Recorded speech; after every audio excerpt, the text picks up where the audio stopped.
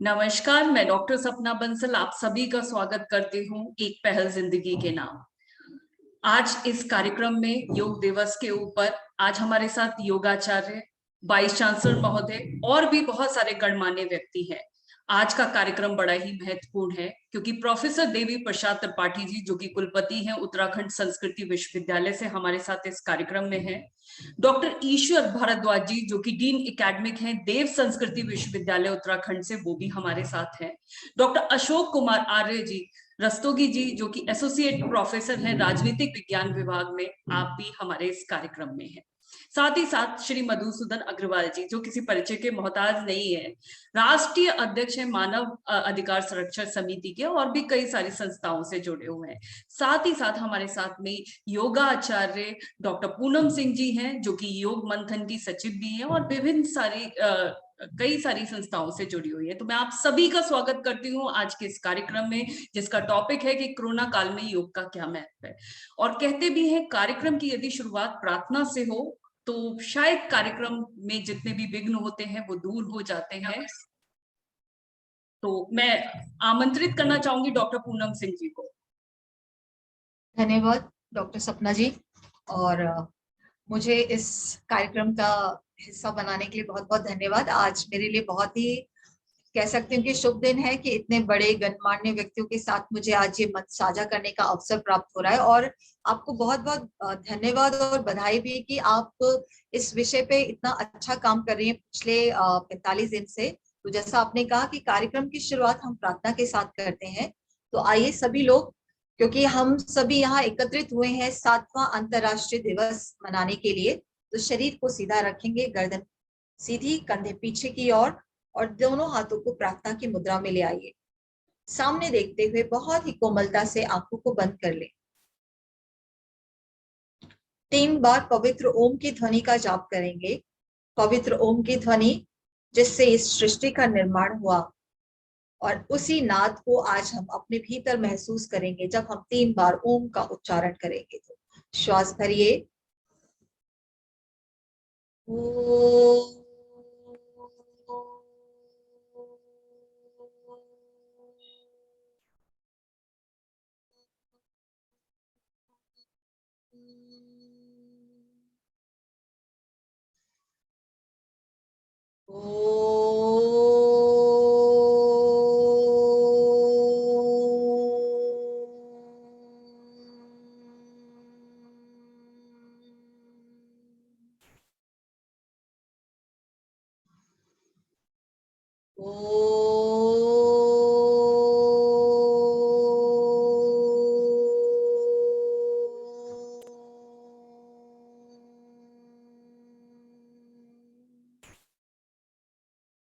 आदि गुरु शंकराचार्य द्वारा निर्मित प्रार्थना से शुरुआत करें।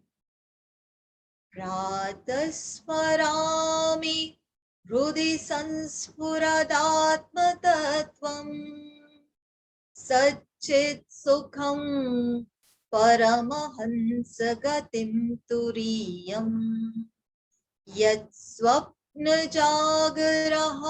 सुषुप्तमवैति नित्यम् तद्ब्रह्मा निष्कलमहं न च भूतसंगः तद्ब्रह्मा निष्कलमहं न च भूतसंगः।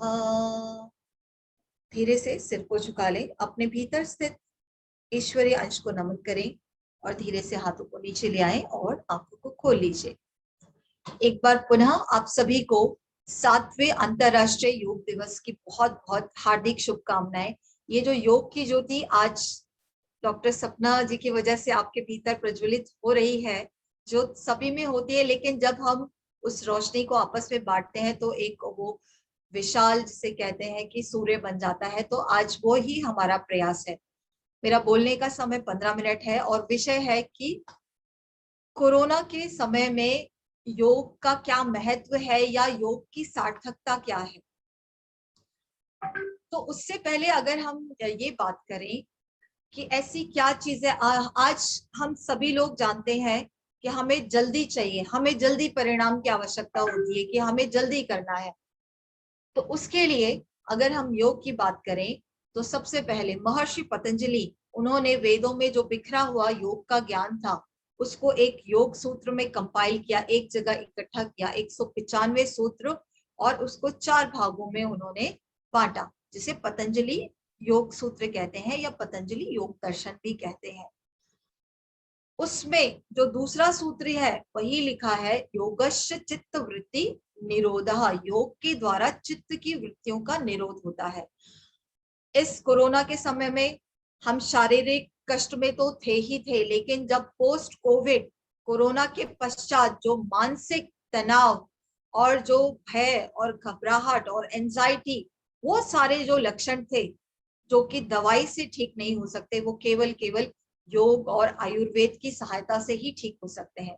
तो महर्षि पतंजलि ने हमें एक मॉडल दिया, अष्टांग योग, एक हमें पद्धति दी अष्टांग योग की, जिसमें अष्ट मतलब 8, अंग मतलब हिस्से या लिम्स, सो 8 लिम्स। अष्टांग योग का एक हमें टेक्निक बताई।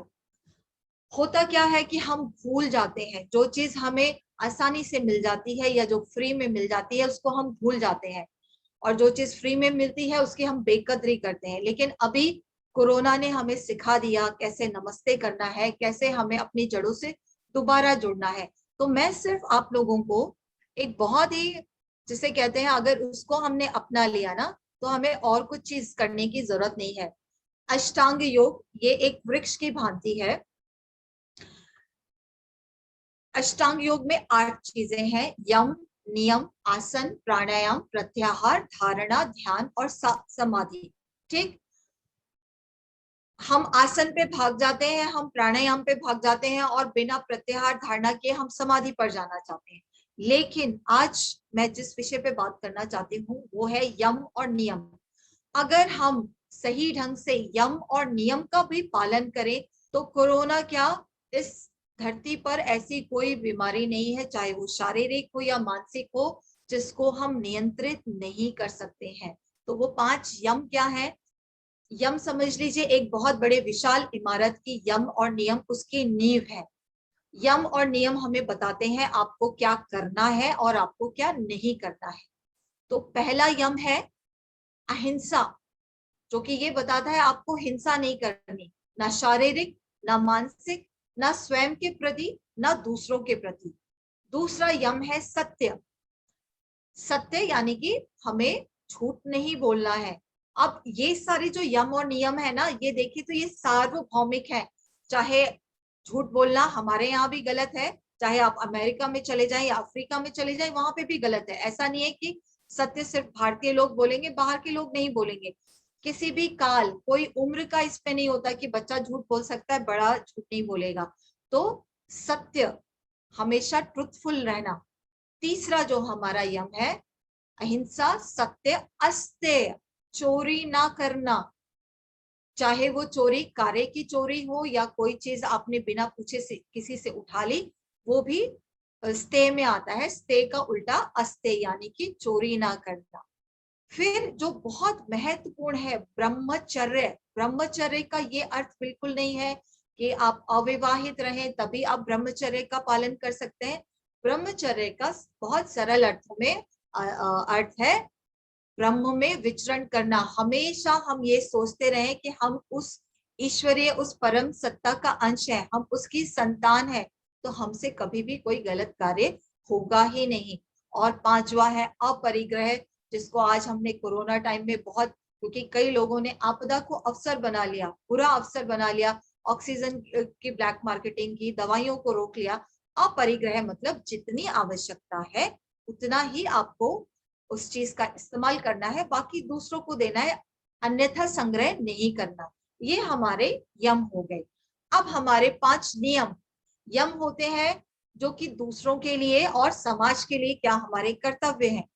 नियम स्वयं के लिए होते हैं। तो सबसे पहला नियम है शौच। शौच यानी कि शुद्धता, क्लीनिनेस। और शौच शारीरिक शुद्धता भी और मानसिक शुद्धता भी, यानी कि मनसा वाचा कर्मणा। जो मन में सोच रहे हैं वही आपकी जीवा बोल रही है, वही आपके हाथ काम कर रहे हैं। तो शौच।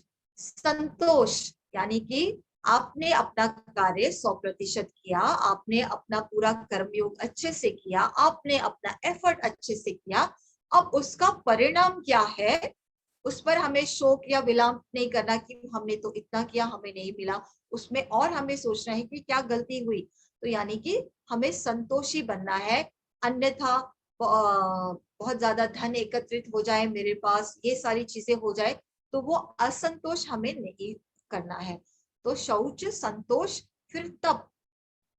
तप बहुत महत्वपूर्ण है। तप वो नहीं कि एक साधु या संत कीलों पे खड़ा है या वृक्ष पे खड़े होकर कोई आसन कर रहा है, वो तप में नहीं आता। तप यानी कि अपने आप को स्वयं तपाना। जिस तरीके से एक कच्ची घड़ा या मिट्टी का बर्तन आकार तो ले लेता है, लेकिन जब तक वो अग्नि में तपता नहीं है तब तक वो सार्थक नहीं होता, तब तक उसके अंदर मजबूती नहीं आती। तो तप का यहाँ मतलब है डिसिप्लिन, नियमित अभ्यास, वैराग्य और अपनी इंद्रियों को बाहर के विषय से हटाकर अंदर की ओर मोड़ना, वो हमारा तप के अंदर आता है। अब चौथा है स्वाध्याय। स्वाध्याय के दो अर्थ हैं, सु अध्ययन करना और स्व का अध्ययन करना, अपने बारे में जानना। ये जीवन हमें स्वयं के बारे में, स्वयं के अस्तित्व के बारे में जानने के लिए मिला है। और सु अध्ययन यानी कि जो अच्छे स्क्रिप्चर्स हैं, वेद है, उपनिषद है, गीता है, भागवत गीता है, रामायण है, उसका अध्ययन करना ताकि उससे ज्ञान प्राप्त करना और इस जीवन को सार्थक बनाना। पांचवा हमारा नियम है ईश्वर प्रणिधाना, यानी कि सरेंडर टू गॉड। जो भी हम कर्म करें इस प्रकार करें कि हम ये ईश्वर को समर्पित करने वाले हैं। जिस प्रकार आप एक नौकरी में रहते हैं, आपका जो बॉस बोलता है आपको, आप उसको 100% करते हैं, उसको अपना समझ के नहीं करते। तो जब हम कोई कार्य इस तरीके से करें, उस समर्पण भाव से करें कि वो हम ईश्वर के लिए कर रहे हैं, तो उस कार्य में अपने आप ही शुद्धता आ जाती है। तो अगर आप अब ध्यान से देखिए इस मॉडल को, यम और नियम को, इसमें शारीरिक सफाई भी आ गई, आंतरिक सफाई भी आ गई, और मानसिक सबलता और मजबूती जो कि हमें होनी चाहिए, चाहे कैसी भी आपदा आए, चाहे कैसी भी कठिनाइयां आए। अगर एक व्यक्ति इन 5 यम और नियमों का पालन करता है, तो कैसी भी कठिनाइयां आए, कैसी भी परिस्थिति या रुकावटें आए, तो वो उनका हल निकाल लेता है, आगे बढ़ जाता है। हम इसको ऐसे भी कह सकते हैं, यम और नियम हमारी इस जीवन की यात्रा में हमें आत्मनिर्भर बनाते हैं। आपके पास कंपास है, आपके पास गूगल मैप है, आप कहीं भी पहुंच सकते हैं बिना किसी की मदद के। उसी प्रकार यम और नियम आप समझ लीजिए एक नक्शे की भांति है, जो हमारी इस जीवन यात्रा में हमें आगे ले जाता है। ये कहना तो आसान है, ठीक, लेकिन इसको करना मुश्किल है। तो इसके लिए भी पतंजलि ने दूसरे अध्याय में बहुत अच्छा सूत्र दिया है, वितर्क बाधने प्रतिपक्ष भावनम। यानी कि अगर आपको गुस्सा आ रहा है तो आपको उसका उल्टा करना है। तो गुस्से का उल्टा क्या होता है? प्यार। तो हमें वो भावनाएं अपने अंदर उत्पन्न करनी है या कल्टीवेट करनी है। यहाँ पे उन्होंने कहा कि सोच बहुत महत्वपूर्ण है। आप सोच क्या रहे हैं? जब आप सोच लेते हैं पॉजिटिव, सकारात्मक, तो एक भावनाओं का उस कह सकते हैं एक ब्रह्मांड बन जाता है हमारी भावनाओं का। तभी वो कहते हैं ना, अगर आप जिस तरीके की सोच रखते हैं, आपके जीवन में उसी सोच को मानने वाले, उसी सोच को करने वाले लोगों को आप आकर्षित करते हैं। So thought is just like a magnet. Thought से आपके भावस क्रिएट होते हैं। तो अगर हम मान लीजिए अभी इस लेवल पर है जहां पर जो आपके राइट साइड में दिख रहा होगा कि sometimes we move to this action, तो वो कहते हैं अगर आप किसी के साथ हिंसा कर रहे हो तो तुरंत अपने मन का भाव बदलिए और आप अहिंसा की तरफ जाइए। तो राइट और लेफ्ट, उसके बीच में हमें बैलेंस क्रिएट करना है। तो जब भी आपके अंदर कुछ भी भाव आए, घृणा का, नफरत का, डर का, सबसे ज्यादा जो कैजुअलिटीज हुई है भय की वजह से, क्योंकि हमारे पास सही जानकारी नहीं थी और भय की वजह से कई मृत्यु इसी वजह से हुई। और परिवार, शारीरिक बीमारी तो सबको दिखती है, लेकिन मानसिक बीमारी, चाहे वो अवसाद हो, तनाव हो, एंजाइटी हो, अति चिंता हो, और उसकी वजह से डायबिटीज का बढ़ना। हमने देखा कि हार्ट की प्रॉब्लम और डायबिटीज के पेशेंट्स की संख्या इंक्रीज हुई है। कोविड से बचाए, लेकिन मानसिक बीमारियां बहुत ज्यादा हुई हैं। तो उसमें ये अष्टांग योग का जो टूल है या सिद्धांत है हमारे लिए बहुत बहुत महत्वपूर्ण है। तो अगर हम अपने जीवन में 5 यम और 5 नियमों का पालन अच्छे से करते हैं तो हमें और किसी तीसरी चीज की जरूरत नहीं है। उसके बाद तीसरा आपका अंग है आसन, प्राणायाम, प्रत्याहार। यहाँ तक हम सबको पता है प्राणायाम तक ये जो कार्य करता है ये शरीर को बाहर से शुद्ध करता है। जो प्रत्याहार है वो आपके बीच में बस 2 मिनट में और लूंगी। प्रत्याहार आपके बाहरी शरीर, बाह्य अंग और आंतरिक अंग के बीच में एक सेतु का काम करता है। प्रत्याहार यानी कि अपने इंद्रियों को बाहर के विषयों से अंदर की तरफ मोड़ना। इसका भागवत गीता में एग्जाम्पल दिया गया है कि कछुआ जैसे अपने शरीर को समेट लेता है उसी प्रकार हमें अपने जो इंद्रियों को, जो कि बाहर ही भागना चाहती है, आंखें अच्छा देखना चाहती है, जिह्वा अच्छा खाना चाहती है, उसको संयमित और नियमित करना है। तो हमें प्रत्याहार का पालन करना पड़ेगा। और फिर धारणा, मन जो है 100 विषयों पर भागता है। जब आप उस मन को 100 विषयों से हटाकर 10 विषयों पर लाते हैं, फिर आप 5 विषय पे लाते हैं और फिर जब एक विषय पर टिकाने लगते हैं तो वो उसको कहते हैं धारणा। और जब आपका मन टिकने लगता है उस विषय पर वो ध्यान हो जाता है। और जब ध्यान करने वाला और किस विषय पर ध्यान हो रहा है वो दोनों एक हो जाते हैं, तब आपकी समाधि अपने आप घटित होती है। कोई आपको समाधि अवस्था में कोई भी कभी भी नहीं ले जा सकता, सिर्फ आप स्वयं जा सकते हैं। आपको ये गूगल मैप दिया गया है अष्टांग योगा, आप उसको लीजिए और आगे बढ़िए। कोई साथ में नहीं जाने वाला। जो आप एक्सपीरियंस करेंगे आप स्वयं अपने शरीर और मन के स्तर पर एक्सपीरियंस करेंगे। हाँ, एक बार आप इसमें योग उसमें आ गए, आप उसकी आभा और उसके प्रभाव को आप दूसरे लोगों में बांट सकते हैं, लेकिन पहले आपको स्वयं में जागृत करना होगा। तो ये 8 अंग थे महर्षि पतंजलि द्वारा प्रतिपादित किए गए। और इसका अगर हम पालन करते हैं तो चाहे वो कोरोना है क्या, अगर हम बिल्कुल लेमैन कोरोना का बाप भी आ जाए तो भी कुछ नहीं हो सकता। बट ये हमें पालन करना है और अभ्यास करना है। तो इस अनुशासन के साथ जब आप आसन करते हैं, प्राणायाम करते हैं, तो आपको जो लाभ मिलने लगते हैं। क्योंकि हमें पता है योग को हम सिर्फ 3 कारण से करते हैं। पहला है साधना, दूसरा है स्वास्थ्य और तीसरा है चिकित्सा। जब कोई पैथी काम नहीं करती तब हम आयुर्वेद और योग की तरफ भागना शुरू करते हैं। तो अगर हम पहले ही इसको साधना की दृष्टि से करें तो स्वास्थ्य और चिकित्सा अपने आप मिलेगी। बट फिर भी योग और आयुर्वेद इतना अच्छा है, आप कभी भी उसका दामन थामे, आपको हमेशा लाभ मिलना ही मिलना है। तो इन्हीं सब शब्दों के साथ आपको पुनः 7वें अंतर्राष्ट्रीय योग दिवस की हार्दिक शुभकामनाएं।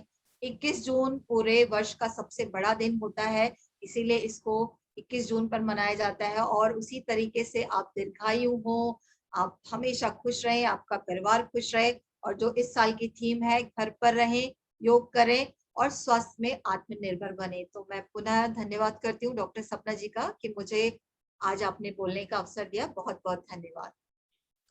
Thank you very much Poonam ji. आपने वास्तव में गागर में सागर भरा और आपने जो बात बताई है वो हर व्यक्ति के लिए जानना और जीवन में उसको उतारना बहुत ही महत्वपूर्ण है।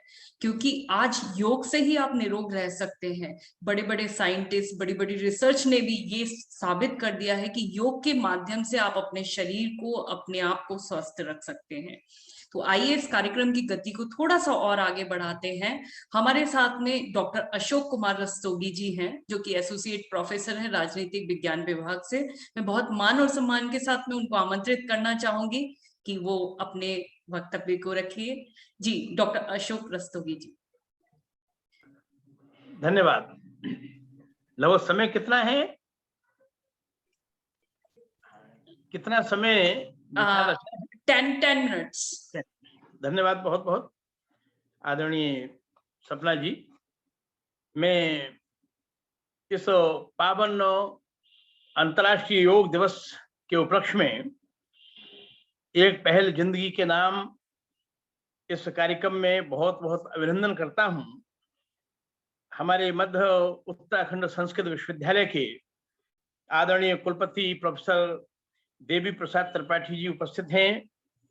प्रोफेसर ईश्वर भारद्वाज जी देव संस्कृत विश्वविद्यालय हरिद्वार के जो विज्ञ हस्ताक्षर हैं, आदरणीय मानवाधिकार संरक्षण समिति के राष्ट्रीय अध्यक्ष और हम सभी के प्रेरणा स्रोत आदरणीय इंजीनियर मधुसूदन अग्रवाल जी को मैं नमन करता हूं।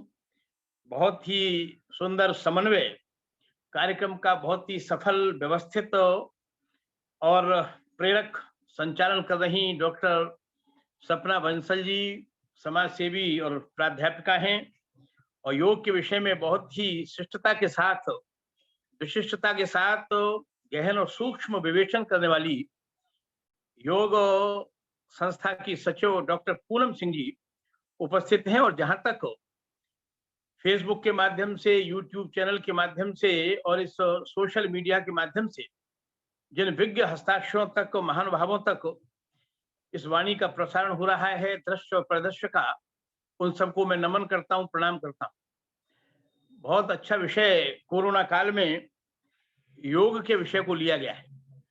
महर्षि दयानंद सरस्वती ने सत्यार्थ प्रकाश का जब अध्याय 3 जब उन्होंने लिखना प्रारंभ किया, जब इस विषय पर चर्चा की, अध्ययन अध्यापन विषय, तो अध्ययन अध्यापन विषय में योग और प्राणायाम की शिक्षा पर भी विशेष उन्होंने बल दिया है। योग का जहां तक संबंध है, वास्तव में योग विद्या भारत की, हमारी जो सनातन संस्कृति है, ऋषि मुनियों की अमूल्य धरोहर के रूप में है। ये एक जीवन पद्धति है। जीवन की सामान्यतः 2 पद्धतियां हैं।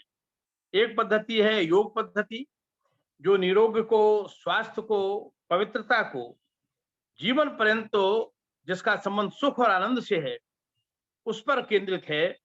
और दूसरी पद्धति है भोग पद्धति, जिसमें रोग, श्रीहीनता, अक्षमता के साथ ही जीवन में दुख और कलेश का भाव रहता है।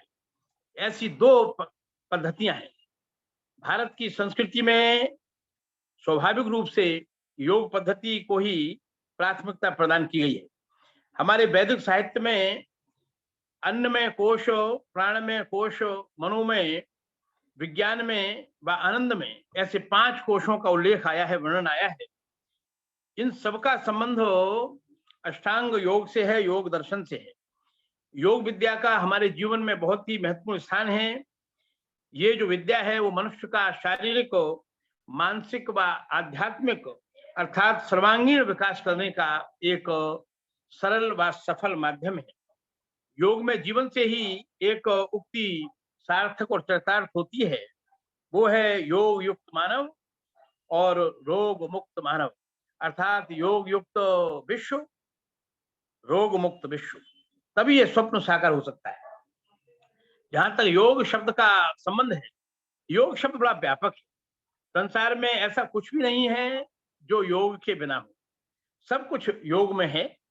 योग कहाँ कहाँ नहीं है, यदि इसका हम विचार करें तो हमें पता लगता है संयोग, वियोग, उपयोग, सदुपयोग, संप्रयोग, अनुप्रयोग, अभियोग, अधियोग, अतियोग, प्रतियोग, उद्योग, प्रोद्योग, ये बहुत सारे शब्द हैं, सब योग में है।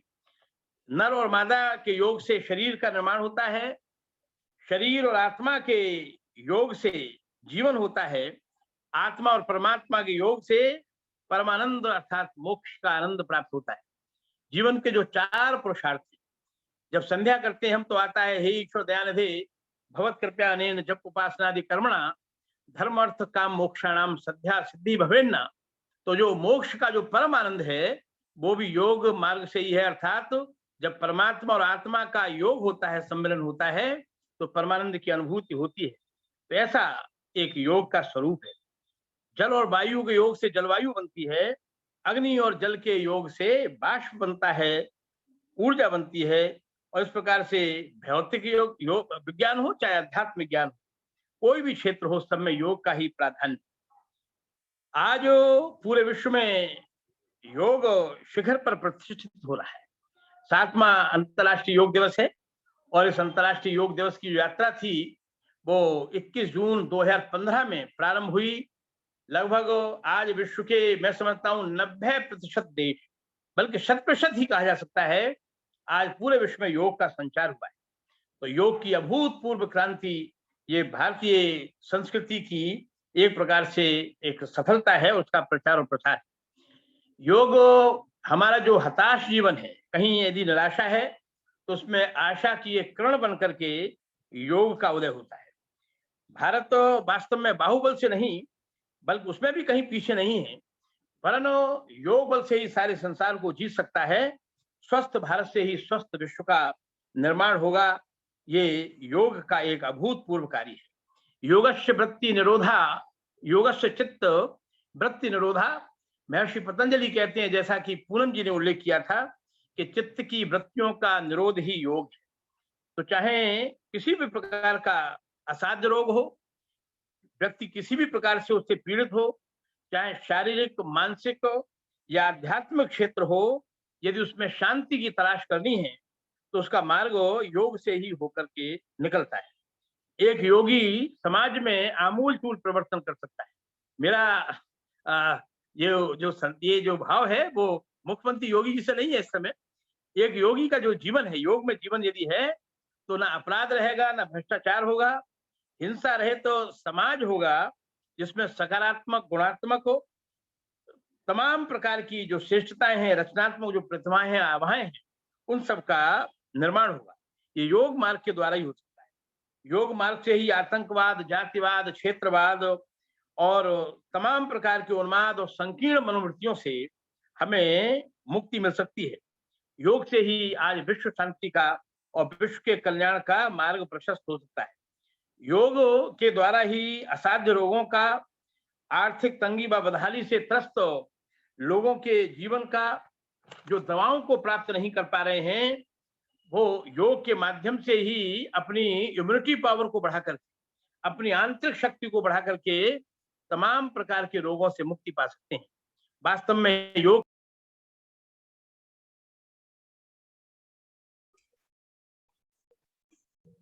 डॉक्टर अशोक छोटा रस्तोगी या जी। बड़ा नहीं होता। जी, प्रत्येक कार्य को पूर्ण मनोयोग से करें, तो जब पूर्ण मनोयोग से करेंगे तो उस कार्य में हमें सफलता मिलेगी। योग शरीर व मानव जीवन के समग्र रूपांतरण की एक सकारात्मक प्रक्रिया है। योग को व्यापक रूप में आत्मसात करने से जीवन एक उत्सव का पर्याय बन जाता है, उत्सव बन जाता है। शरीर के ये हमारा जो आयुर्वेद है वो भी मानता है कि शरीर के आकुंचन विमोचन से अपूर्व शक्तियों का विकास होता है तथा रोगों की निवृत्ति होती है।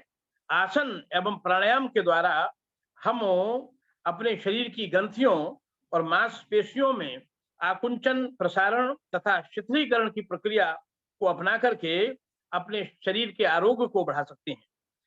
जब हम योग करते हैं, योग का एक अंग है प्राणायाम। जब प्राणायाम करते हैं तो इस सब से रक्त को वहन करने वाली जो हमारी धमनियां व जो रक्त शिराएं हैं वो स्वस्थ हो जाती हैं। जब वो स्वस्थ हो जाती हैं, उधर आसन और प्राणायाम के माध्यम से जो हमारा पेनक्रियाज है वो एक्टिव हो जाता है, जिससे इंसुलिन हमारा ठीक प्रकार से बनता है, जिससे डायबिटीज आदि के विभिन्न जो रोग हैं वो दूर हो जाते हैं और नियंत्रित होते हैं। इस प्रकार योग क्रियाओं से जो हमारा संपूर्ण जो पाचन तंत्र है वो पूर्ण रूप से स्वस्थ हो जाता है, और जब शरीर स्वस्थ होता है, हल्का और स्फूर्तिदायक बन जाता है, तब हमारे शरीर में आरोग्य का संवर्धन होता है और रोग का नाश होता है। वास्तव में योग के जो 8 अंग हैं, जिनका बहुत ही सुंदर विश्लेषण किया था पूनम सिंह जी ने, वो अष्टांग योग की बड़ी महत्ता हमारे दर्शनों में, हमारे शास्त्रों में व्यक्त की गई है। महर्षि पतंजलि के अनुसार योग के माध्यम से हम अपने चित्त पर संयम को धारण कर लेते हैं। इससे हमारी आत्मा ऊर्ध्व गति को जाने वाली बनती है। योग की गति 36 प्रकार की होती है, जिनसे मानव का जीवन ऊंचा बनता है। अन्न से प्राण व प्राण से मन ऊंचा बनता है, और उसमें परमात्मा के ज्ञान का अर्थात गुणों का प्रवेश प्रारंभ हो जाता है। उसके पश्चात एक जीवात्मा परमात्मा के आनंद में प्रवेश कर जाता है, और इस प्रकार से एक आध्यात्मिक दृष्टि से एक जो चरम लक्ष्य है, जीवन का जो परम लक्ष्य है, मोक्ष की प्राप्ति, उसका मार्ग प्रशस्त होता है। और योग और प्राणायाम के एक व्यवहारिक पक्ष से शरीर में निरोग का वर्धन होता है, जिससे निरोगी शरीर और स्वस्थ शरीर की अवधारणा उत्पन्न हो जाती है। वास्तव में आरोग्य प्रत्येक व्यक्ति का जन्मसिद्ध अधिकार है। आज योग की महंतम उद्घोषणा से पूरे विश्व में एक सकारात्मक ऊर्जा का संचार हुआ है। वास्तव में योग मार्ग एक ऐसा मार्ग है जिससे व्यक्ति, वर्ग और संप्रदाय, क्षेत्र और देश की एकता व अखंडता का संरक्षण होगा और मानव जीवन का उत्थान। अष्टांग योग का पालन करने से ही विश्व में शांति का मार्ग प्रशस्त होगा। आज न केवल भारतवर्ष, अब तो संपूर्ण विश्व में योग की अभूतपूर्व क्रांति हुई है। योग के प्रति पूरे विश्व का जनमानस आकर्षित हुआ है। योग के माध्यम से ही पारस्परिक प्रेम, सद्भाव, बंधुता, भाईचारा आदि का संदेश प्रसारित हो रहा है। आज योग वैश्विक संस्कृति का एक हिस्सा बन गया है। अशोक जी, टाइम प्लीज वाइंड अप करिए। बहुत धन्यवाद। मैं आभार व्यक्त करता हूं आपका, मुझे इतने विद्वत जनों के बीच में विचार व्यक्त करने का अवसर मिला। बहुत बहुत आभार, धन्यवाद।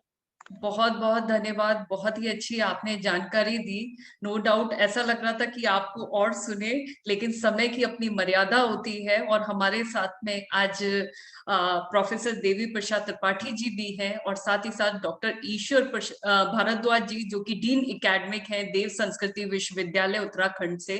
तो मैं बहुत मान और सम्मान के साथ में उनको आमंत्रित करना चाहूंगी। डॉक्टर ईश्वर भारद्वाज जी, जो कि डीन है एकेडमिक देव संस्कृति विश्वविद्यालय से और हमारे साथ देवभूमि उत्तराखंड से जुड़े हुए हैं।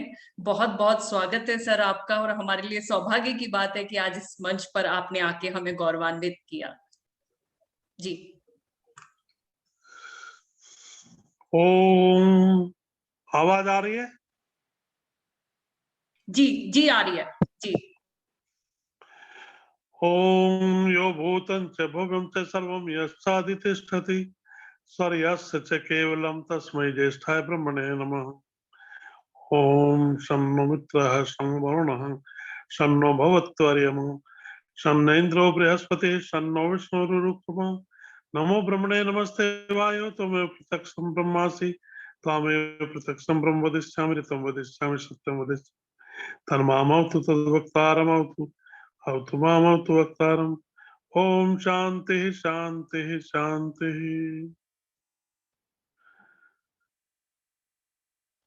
आज के इस कार्यक्रम में आपने आमंत्रित किया। समय कितना है सर? 15 मिनट्स 15 जी। जो थोड़ा बहुत जितना भी हो संकेत के रूप में ही सही करता हूँ बात। आज के संदर्भ में यदि हम देखें योग की उपयोगिता, जो पहले ऋषि मुनियों ने जब योग को दर्शन के रूप में स्थापित किया गया था, उस समय जितनी आवश्यकता थी आज कहीं उससे और भी ज्यादा महसूस हो। इसमें उस समय केवल जो मोक्ष के इच्छुक थे वो ऋषि मुनि महात्मा संत वो योग का आश्रय लेते थे। बाकी के लिए योग सबके लिए नहीं था। लेकिन आज विभिन्न अनुसंधानों के माध्यम से योग की विभिन्न विधाओं को, इसके प्रैक्टिसेस को लेके जो अनुसंधान हुए हैं उनके आधार पर ये कहा जा सकता है कि शारीरिक रोगों के निवारण के लिए, मानसिक रोगों के निवारण के लिए भी योग का प्रयोग किया जा रहा है।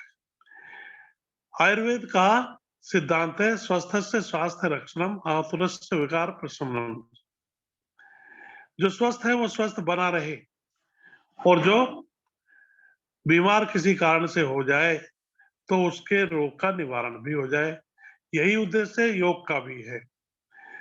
जब इसके प्रिवेंटिव एस्पेक्ट को हम देखते हैं, जो स्वस्थ है वो स्वस्थ बने रहे, इसके लिए योगाभ्यास करें, तो सब योगाभ्यास के लिए उपयोगी हैं। और जब रोगी के लिए रोग के निवारण के दृष्टिकोण से इसके क्यूरेटिव एस्पेक्ट की ओर देखें, तो वहां विभिन्न रोगों के हिसाब से हमें आवश्यकता पड़ती है कि विभिन्न विधियों का प्रयोग हम रोग के प्रतिकार के लिए करें। दोनों के लिए अभ्यास तो वही है, लेकिन रोगी के रोग के निवारण के लिए कुछ अभ्यास उपयुक्त हैं, कुछ अभ्यास अनुपयुक्त है।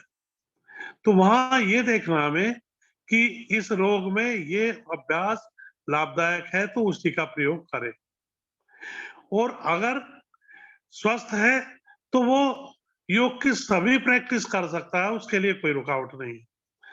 इसलिए जहां हम चिकित्सीय दृष्टिकोण अपनाएं, योग के द्वारा रोगों के निवारण की बात करें, तो उस रोग के कारण लक्षण देख करके तब हम योगिक अभ्यासों का उसके लिए प्रिस्क्राइब करें। और जो दैनंदिन जीवन में स्वास्थ्य रक्षण के दृष्टिकोण से हम अपनाएं, तो वहां जो प्रैक्टिस सामूहिक कराते हैं उनके लिए भी वो उपयोगी है। इसलिए ये सावधानी बरतने की आवश्यकता है। कोई कहता है ना कि योग कर लो, कोई साइड इफेक्ट नहीं है। साइड इफेक्ट है, अगर गलत अभ्यास करेंगे तो उसका नुकसान होगा। प्राणायाम के रूप में विशेष रूप से, क्योंकि आसन का गलत अभ्यास किया तो किसी हाथ पैर में या किसी अंग में खिंचाव आया कोई, वो ठीक हो जाएगा। लेकिन अगर प्राणायाम का अभ्यास गलत कर लिया तो उसके लिए प्राण का संकट तक उपस्थित हो सकता है। इसलिए सावधानी पूर्वक प्राणायाम के अभ्यास के लिए कहा गया है। ये कहा है, यथा सिंहो गजो व्याघ्रो भवेत् वश्य शनैः शनैः तथैव सेवितो वायुरन्यथा हन्ति साधकम्। जैसे शेर हाथी को भी धीरे धीरे अभ्यास में करके वश में किया जाता है, उसी प्रकार प्राण को वश में करना चाहिए। और अगर अचानक से करेंगे, एकदम से करेंगे और बिना विधि के करेंगे तो विशेष रूप से प्राणायाम के द्वारा ये हानि हो सकती है। ऐसा मैंने प्रत्यक्ष में देखा है। प्राणायाम का गलत अभ्यास करके रोगी मेरे पास आए हैं, उनको प्राणायाम का अभ्यास छुड़वा के नए सिरे से सिखा के तब अभ्यास कराया। तो थोड़ा ध्यान रखना चाहिए। और इसलिए कहा युक्तम युक्तम त्यजेत वायु, युक्तम युक्तम च पूरयेत, युक्तम युक्तेन बध्नीयात् एवं सिद्धिमवाप्नुयात्। युक्ति पूर्वक, विधि पूर्वक, प्रॉपर पूरक कुंभक और रेचक का अभ्यास करें, तब आप प्राणायाम में सफलता प्राप्त करेंगे। प्राणायाम का अभ्यास करते हुए ये ध्यान रखें कि प्राण बहुत शक्तिशाली है। प्राण उपनिषदों में तो कहा नमो प्राणाय यस्य सर्वमिदं वशे, जिसके वश में सब है। सारा संसार प्राण पर ही तो आधारित है। जब तक प्राण है तब तक शरीर क्रियाशील है। जब प्राण निकल जाता है तो इसी शरीर को उठा के हम दाह संस्कार कराते हैं, क्योंकि प्राण के बिना सब व्यर्थ है। प्राण को ही जीवन का है, इसलिए प्राण जब तक है तभी तक जीवन कहा गया है। नहीं तो प्राण के अभाव में शरीर की स्थिति समाप्त हो जाती है। इसलिए प्राणायाम का अभ्यास विशेष रूप से आवश्यक है। यहाँ हमने थोड़ा सा आसन प्राणायाम की चर्चा की। अभी एक बहन जो पहले कर रही थी वो यम नियमों के बारे में बता रही थी। यम नियम हमारे जीवन के लिए दैनंदिन जीवन में उपयोगी है। हमारा समाज, हमारा शारीरिक, मानसिक, आध्यात्मिक उत्थान, सामाजिक, परस्पर एक दूसरे के साथ किस प्रकार व्यवहार करें, व्यक्तिगत उन्नति और सामाजिक उन्नति दोनों दृष्टिकोण से, भावनात्मक और बौद्धिक दृष्टिकोण से, भावनात्मक विकास और बौद्धिक विकास के लिए हम यमों और नियमों का आश्रय लेते हैं।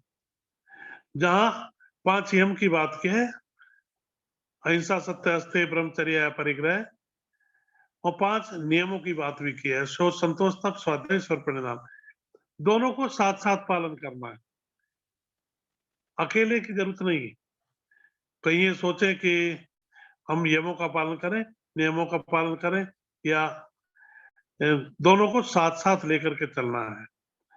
और 8 अंग है ये, 8 अंगों का एक साथ सामूहिक प्रयोग करना है।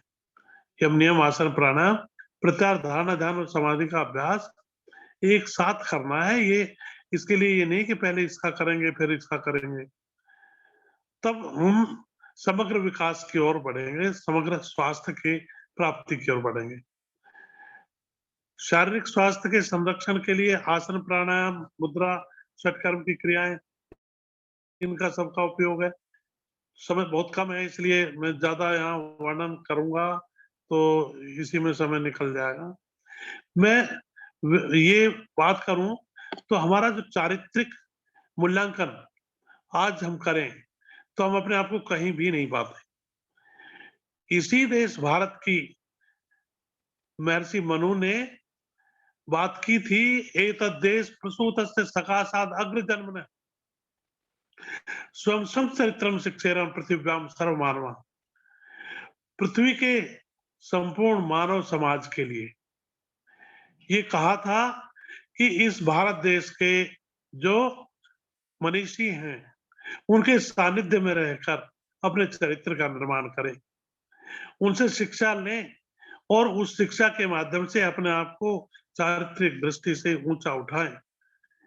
इसी देश की ऐसी दुर्दशा जिसके बारे में कभी ऋषियों ने सोचा भी नहीं होगा, हम जो आज कह रहे हैं उसका आप देखिए कि हम चाहे बढ़िया इंजीनियर पैदा कर लें, बढ़िया डॉक्टर पैदा कर लें, विश्व में ख्याति प्राप्त हमारे सब साइंटिस्ट और मेडिकल साइंटिस्ट वो सब आ जाएं, हम मंगल पर भी पहुंच गए और इतना प्रयास कर रहे हैं, हमने मिसाइलें बना ली, हमने परमाणु बम बना लिया, हम बहुत कुछ कर रहे हैं। आज विकास की हम ऊंचाइयों को छूने की कोशिश कर रहे हैं और कर भी रहे हैं, जा भी रहे हैं, लेकिन जब तक हमने अपना चरित्र निर्माण नहीं किया तब तक ये सब चीजें व्यर्थ हैं।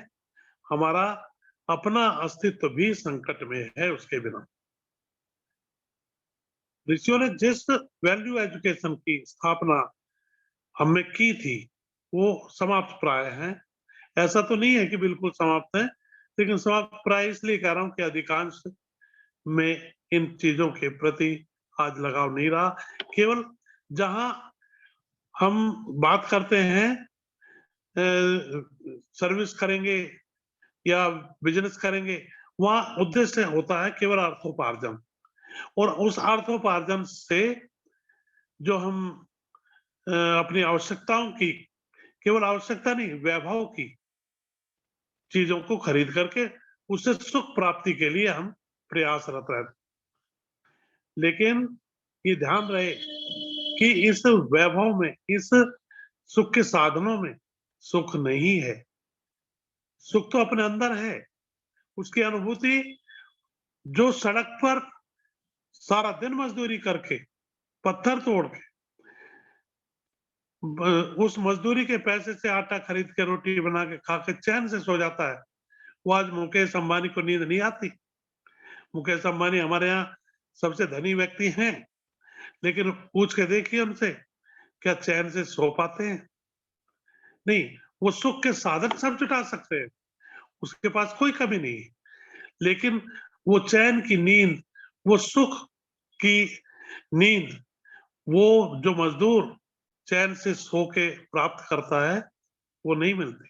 तो सुख के साधनों में सुख नहीं, सुख अंतर्मन में है, और अंतर्मन में सुख के लिए अगर आपको प्रयास करना है तो संतुष्टि का जो भाव बताया है उसका धारण करें।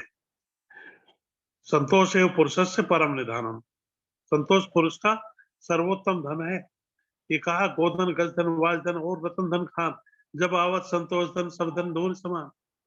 ये संतोष, संतोष का अर्थ ये नहीं है कि अकर्मण्य हो जाए, कुछ करें ही नहीं, जो मिल रहा है ठीक है, नहीं, 100% एफर्ट करें, उसके बाद जो प्राप्त हो फल उसमें संतुष्ट।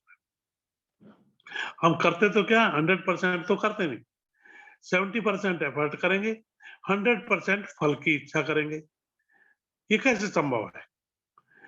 70% जब काम करेंगे तो 50% तक ही मिलेगा। जब 100% करेंगे तब अगर आपको 90 भी मिलता है, 80, 70 भी मिलता है, तो उसमें संतुष्ट रहे और आगे और प्रयास करें कि आपको 100 मिले, रुके नहीं। यत्ने कृते यदि नहीं सिद्ध्यति को अत्र दोष है। कोशिश करने के बाद भी सिद्ध नहीं होता काम, तो फिर देखें क्या कमी है और फिर जुट जाएं उसमें। बार बार प्रयास करें, प्रयास में कमी ना करें, लेकिन फिर जो फल प्राप्त हो उसको सहर्ष स्वीकार करें। आज हम संतुष्टि के अभाव में मानसिक रोगों से ग्रस्त हैं। पड़ोस के बच्चे के नंबर ज्यादा आए, मेरे के कम आए, कम वो भी नहीं है, उसके 99 आए, मेरे 98 आए, मैं बहुत दुखी हूं। उसको जो प्राप्त हुआ है, उसने जो मेहनत की है उसके अनुसार हुआ है, हमने जो मेहनत की है हमारे अनुसार हुआ है, तो इसमें ईर्ष्या करने की बात कहां से आई? हम दूसरे से ईर्ष्या करने लगते हैं, सुख कहां से मिलेगा? अगर चित्त को प्रसन्न रखना है तो संतुष्टि का भाव चाहिए, और इस संतुष्टि के साथ महर्षि पतंजलि 4 प्रकार की भावनाएं धारण करने के लिए कहते हैं। मैत्री, करुणा, मुदिता, उपेक्षा, सुख दुख, पुण्य पुण्य विषयाणाम भावनातः चित्त प्रसादनम। चित्त कैसे प्रसन्न रहे, इसका उपाय बहुत ही सरल। आप भी देखिए, उसको करके देखिए जीवन में। आनंद की, सुख की प्राप्ति अगर करना चाहें तो इसको अपना लीजिए। कहा है मैत्री का भाव, किसके साथ? जो सुखी है, जो हमारे पास और लोग सुखी हैं। मेरे छोटे 2 कमरे के मकान में मुझे बहुत आनंद था जब मेरे पड़ोस में एक कमरे के मकान थे, ये झोपड़ी वाले थे। लेकिन जब से 4 मंजिल का मकान बना है पड़ोस में, तब से मेरा वो 2 कमरे का मकान डब्बा दिखाई पड़ने लगा। क्यों? मुझे उससे ईर्ष्या होने लगी। मेरी छोटी 800 गाड़ी बहुत अच्छी थी, उसमें मैं बहुत आनंद में था। लेकिन जब से पास में ओडी खड़ी हुई है आके, तब से मुझे वो डब्बा दिखाई पड़ने लगी। वो जो सुख दे रही थी, जो मकान सुख दे रहा था, वो सब सुख मेरे समाप्त हो गए, बेचैन हो गया हूं। और उसकी ईर्ष्या के कारण उसके लिए गलत गलत सोचता हूं कि किस तरह इसका नुकसान हो जाए, ये पीड़ित हो जाए। ऐसी जो भावना है मन में, ईर्ष्या, वो मनुष्य का मन है, जब तक निर्मल नहीं होता तब तक आती है। इसलिए उसको दूर करना, इसके लिए कहा मैत्री का भाव स्थापित करो उसके साथ। उससे मैत्री का जब भाव स्थापित कर लोगे तो मित्र का कोई बुरा नहीं चाहता, मित्र का सुख और दुख अपना दिखता है, मित्र के पास जो है वो अपना दिखता है। इसलिए मैत्री का भाव जब हम उससे स्थापित कर लेंगे तो उससे ईर्ष्या नहीं होगी, और उसके प्रति हम सकारात्मक दृष्टिकोण अपने आप ही जागृत हो जाएगा। उसके सुख में सुखी और उसके दुख में दुखी अनुभव करेंगे। इसलिए उससे ईर्ष्या दूर करने के लिए हमें मैत्री की स्थापना करनी है। वो मैत्री हमारे मन के ईर्ष्या के भाव को समाप्त करके हमें सुख की ओर ले जाएगी। इसी प्रकार करुणा का भाव, हम दूसरे को जब कष्ट में देखते हैं, हम तो खुद भी दूसरे के लिए कष्ट का निर्माण कर देते हैं, लेकिन जब उसका कष्ट देखते हैं तो हम या तो उसका उपहास करते हैं या कहते हैं अपने कर्मों का फल भोग रहा है। हम उसकी मदद के लिए नहीं आते, हमें करुणा का भाव नहीं होता, हम हमारे मन में उसके दुख को देख करके द्रवित नहीं होता। इसलिए हम जब तक अपने मन को करुणा के जल से नहीं धो लेंगे तब तक वो निर्मल नहीं होगा, और तब तक सुख की स्थिति हमें प्राप्त नहीं होगी, आनंद नहीं आएगा। इसलिए दूसरे के दुख में दुखी और सुख में सुखी होने का भाव हम लें, उसकी करुणा के माध्यम से उसको, उसके कष्ट को निवारण करने का प्रयास करें। तुलसी कहते हैं संत हृदय नवनीत समाना, कहा कबिन पे कहा न जाना, निज परिताप द्रवय नवनीता, पर दुख द्रवय सो संत पुनीत। मक्खन की तरह कोमल संत का हृदय होता है, लेकिन उससे भी कहीं अधिक, क्योंकि मक्खन तो जब अपने ऊपर आग का ताप लगता है तो पिघलता है, संत का हृदय अपने ताप से नहीं पिघलता, अपने को तो सहन कर लेता।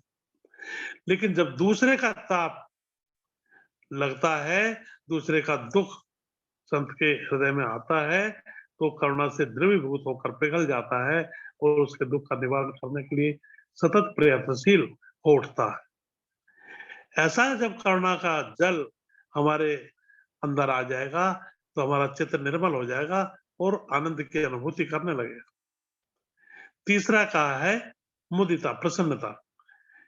जो व्यक्ति पुण्यशाली है, आजकल कोविड का संक्रमण चल रहा है, किसी ने कोविड के लिए लोगों की मदद करने के लिए बहुत कुछ काम किया, किसी सेठ ने हॉस्पिटल बनवा दिया, किसी ने लोगों के लिए भोजन की समस्या का निवारण कर दिया, और बहुत सारी चीजें सबने की, कोशिश की। उनकी हमें सराहना करनी चाहिए, उसको देखकर उससे प्रेरणा लेनी चाहिए, तो उससे समाज प्रेरणा लेगा अगर उत्साहवर्धन करेंगे।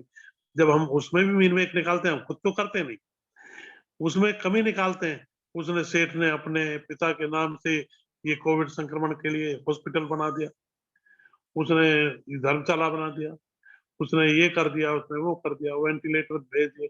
अरे उसके पिता या वो वहां इलाज कराने नहीं आ रहे, उनको जरूरत पड़ेगी तो वहां घर में डॉक्टर आ जाएंगे। लेकिन जिस पब्लिक को रिमोट एरिया में सुविधा नहीं है, वहां अगर सुविधा दी है, जहां लोग मर रहे हैं भूखे, उनको भोजन दिया है, तो वो उसकी उपयोगिता देखते हुए हमें उसकी सराहना करनी चाहिए। लेकिन हम उसमें कमी निकालते क्योंकि मैं तो खुद कर नहीं रहा, दूसरे को क्रेडिट क्यों दूं? नहीं, उसमें कमी निकालनी है। उसका ब्लैक का पैसा था, उसने खर्च कर दिया। लेकिन भाई हम खुद नहीं कर रहे हैं, दूसरे की प्रशंसा करने में तो कंजूसी मत कीजिए। वो प्रशंसा करेंगे, दूसरे भी उससे उत्साहित होंगे और लोगों के समाज के भलाई के लिए आगे आएंगे, तो हमें उसमें प्रसन्न होना चाहिए। और चौथा, आजकल मॉब लिंचिंग की बात चल रही है, कहीं कोई, हम खुद ही पुलिस, खुद ही शासन, खुद ही न्यायालय सबका काम कर रहे हैं। अगर कोई अपराधी पकड़ा जाए तो दंड देने लगते हैं उसको। अरे शासन की व्यवस्था है भाई, शासन को उसके लिए दंड की व्यवस्था करनी है, न्यायालय को दंड देना है, तो हम उसमें बीच में अपनी टांग अड़ा के अपने नाम, उसका जो कर्म है दंड देने वाला, उसका फल भोग करने के लिए हमने अपने आप को जबरन उसमें लगा दिया। कर्म का फल सबको भोगना पड़ता है। अवश्यमेव भोक्तव्यम कर्तव्यम कर्म शुभाशुभम, अच्छा बुरा। हमने जो किया है ये बुरा कर्म, उसको पीटा, उसको दंडित किया, तो इसका कर्म का फल भोगने के लिए हमें इसी संसार में भोगना पड़ेगा आगे। तो हम अपना कर्म क्यों बिगाड़े? हम उसके लिए शासन की व्यवस्था है, शासन को देखने देना। तो इसके प्रति उपेक्षा का भाव रखना, मैत्री का भाव, करुणा का भाव और मुदिता का भाव, ये सकारात्मक दृष्टिकोण है, हमें करने हैं। ये नकारात्मक है, ये काम नहीं करना। इसलिए इन 4 प्रकार के दृष्टिकोण को अपना करके हम इस भौतिक जगत में भी आनंद से रह सकते हैं, जिसके सुख के और आनंद की प्राप्ति करने के लिए हम अनेक बुरे कर्मों की ओर प्रवृत्त हो जाते हैं, उनसे बच सकते हैं। और जिस आनंद की अनुभूति के लिए हमने इस संसार में आके ये सारे संसाधन जुटाने के लिए प्रयास किया है, उन सब की आवश्यकता नहीं रहेगी, ये भाव धारण करने की आवश्यकता है। और ये भाव धारण कर लिया तो अहिंसा, सत्य, अस्तेय, ब्रह्मचर्य, अपरिग्रह और ये शोक, संतोष, तप, स्वाध्याय, ईश्वर प्रणिधान, ये सारी चीजें आपके लिए स्वतः हो जाएंगी, जरूरत नहीं रहेगी करने की। आप करके देखिए एक बार, और आनंद की प्राप्ति आप चैन से, आनंद से इस जीवन को जी सकेंगे। थोड़ा समय था, कोशिश की है थोड़े शब्दों में कहने की, और योग का आज उपयोग करें हम समग्र विकास के लिए, अपने समग्र स्वास्थ्य के संरक्षण के लिए योग का उपयोग कर सकते हैं। शारीरिक, मानसिक की बात तो हम करते ही हैं, लेकिन हम भावनात्मक और बौद्धिक विकास की बात भी करें, और अपने आप के चरित्र निर्माण करके इस देश को आगे ले जाने के लिए जो प्रधानमंत्री जी की मुहिम है, उसमें हम आगे बढ़े, समाज का सहयोग करें, देश को आगे बढ़ाएं। इन्हीं शब्दों के साथ आप सबका बहुत आभार। ओम शांति। ओम शांति। बहुत बहुत धन्यवाद डॉक्टर ईश्वर भारद्वाज जी। वास्तव में आज इन मूल्यों की जरूरत है जो सभी लोग भूल चुके हैं। जब तक हम दूसरे की सहायता नहीं करेंगे, परमात्मा हमारी भी सहायता नहीं करेगा। और कहते भी हैं जिसके अंदर जो भरा नहीं भावों से, जिसमें बहती रसधार नहीं, वह हृदय नहीं पत्थर है, जिसमें स्वदेश के प्रति प्यार नहीं। आइए अब मैं इस कार्यक्रम की गति को और बढ़ाती हूँ और सभी लोग बहुत बेसब्री से इंतजार कर रहे हैं प्रोफेसर देवी प्रसाद त्रिपाठी जी, जो कि माननीय कुलपति जी हैं उत्तराखंड संस्कृति विश्वविद्यालय से, उनको सुनने के लिए। तो मैं बहुत मान और सम्मान के साथ में प्रोफेसर देवी प्रसाद जी को आमंत्रित करती हूँ। सर, हमारे लिए बड़े सौभाग्य की बात है कि आज आपने हमें समय दिया। जी, प्रोफेसर देवी प्रसाद त्रिपाठी जी।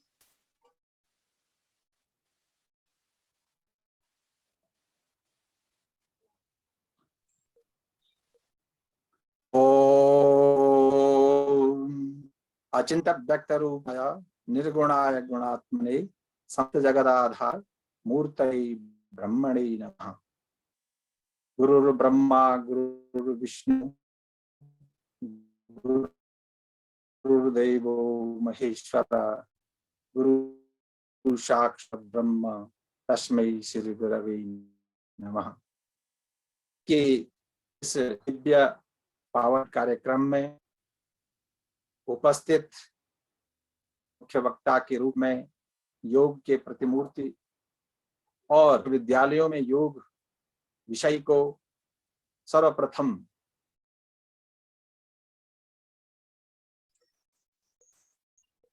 जी, किसी कारण से शायद नेटवर्क की जी सर, प्लीज अनम्यूट योरसेल्फ। आपकी तरफ थोड़ा सा नेटवर्क का इशू है, लेकिन हमें समझना चाहिए कि नेटवर्क तो इस समय बारिश हुई है और थोड़ा सा। जी सर, प्लीज अनम्यूट। जी,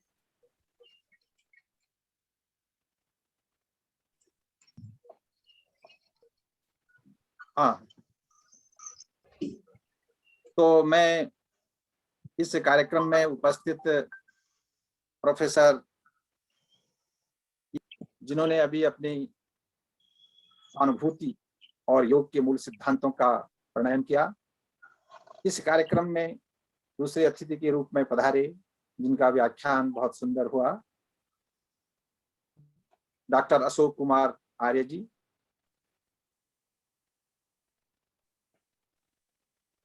और इस कार्यक्रम के मूल शिल्पी जो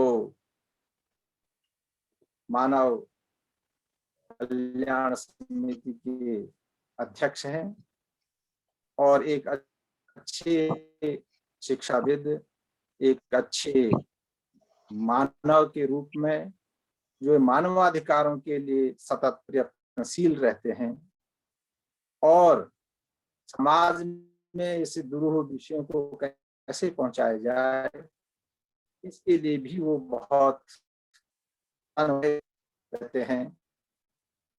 शिल्पी अभियंता श्री सुदन अग्रवाल, इस कार्यक्रम के मूल संयोजिका जो कि दिल्ली से हैं, डॉक्टर सपना बंसल जी, और इस कार्यक्रम के क्रम में जिन्होंने अपने उद्बोधन से योग के विषय का, चार योग का उपन किया, ऐसे डॉक्टर पूनम सिंह जी एवं अन्य उपस्थित महानुभाव, अतिथि, जिज्ञासु, समाजसेवी, सभी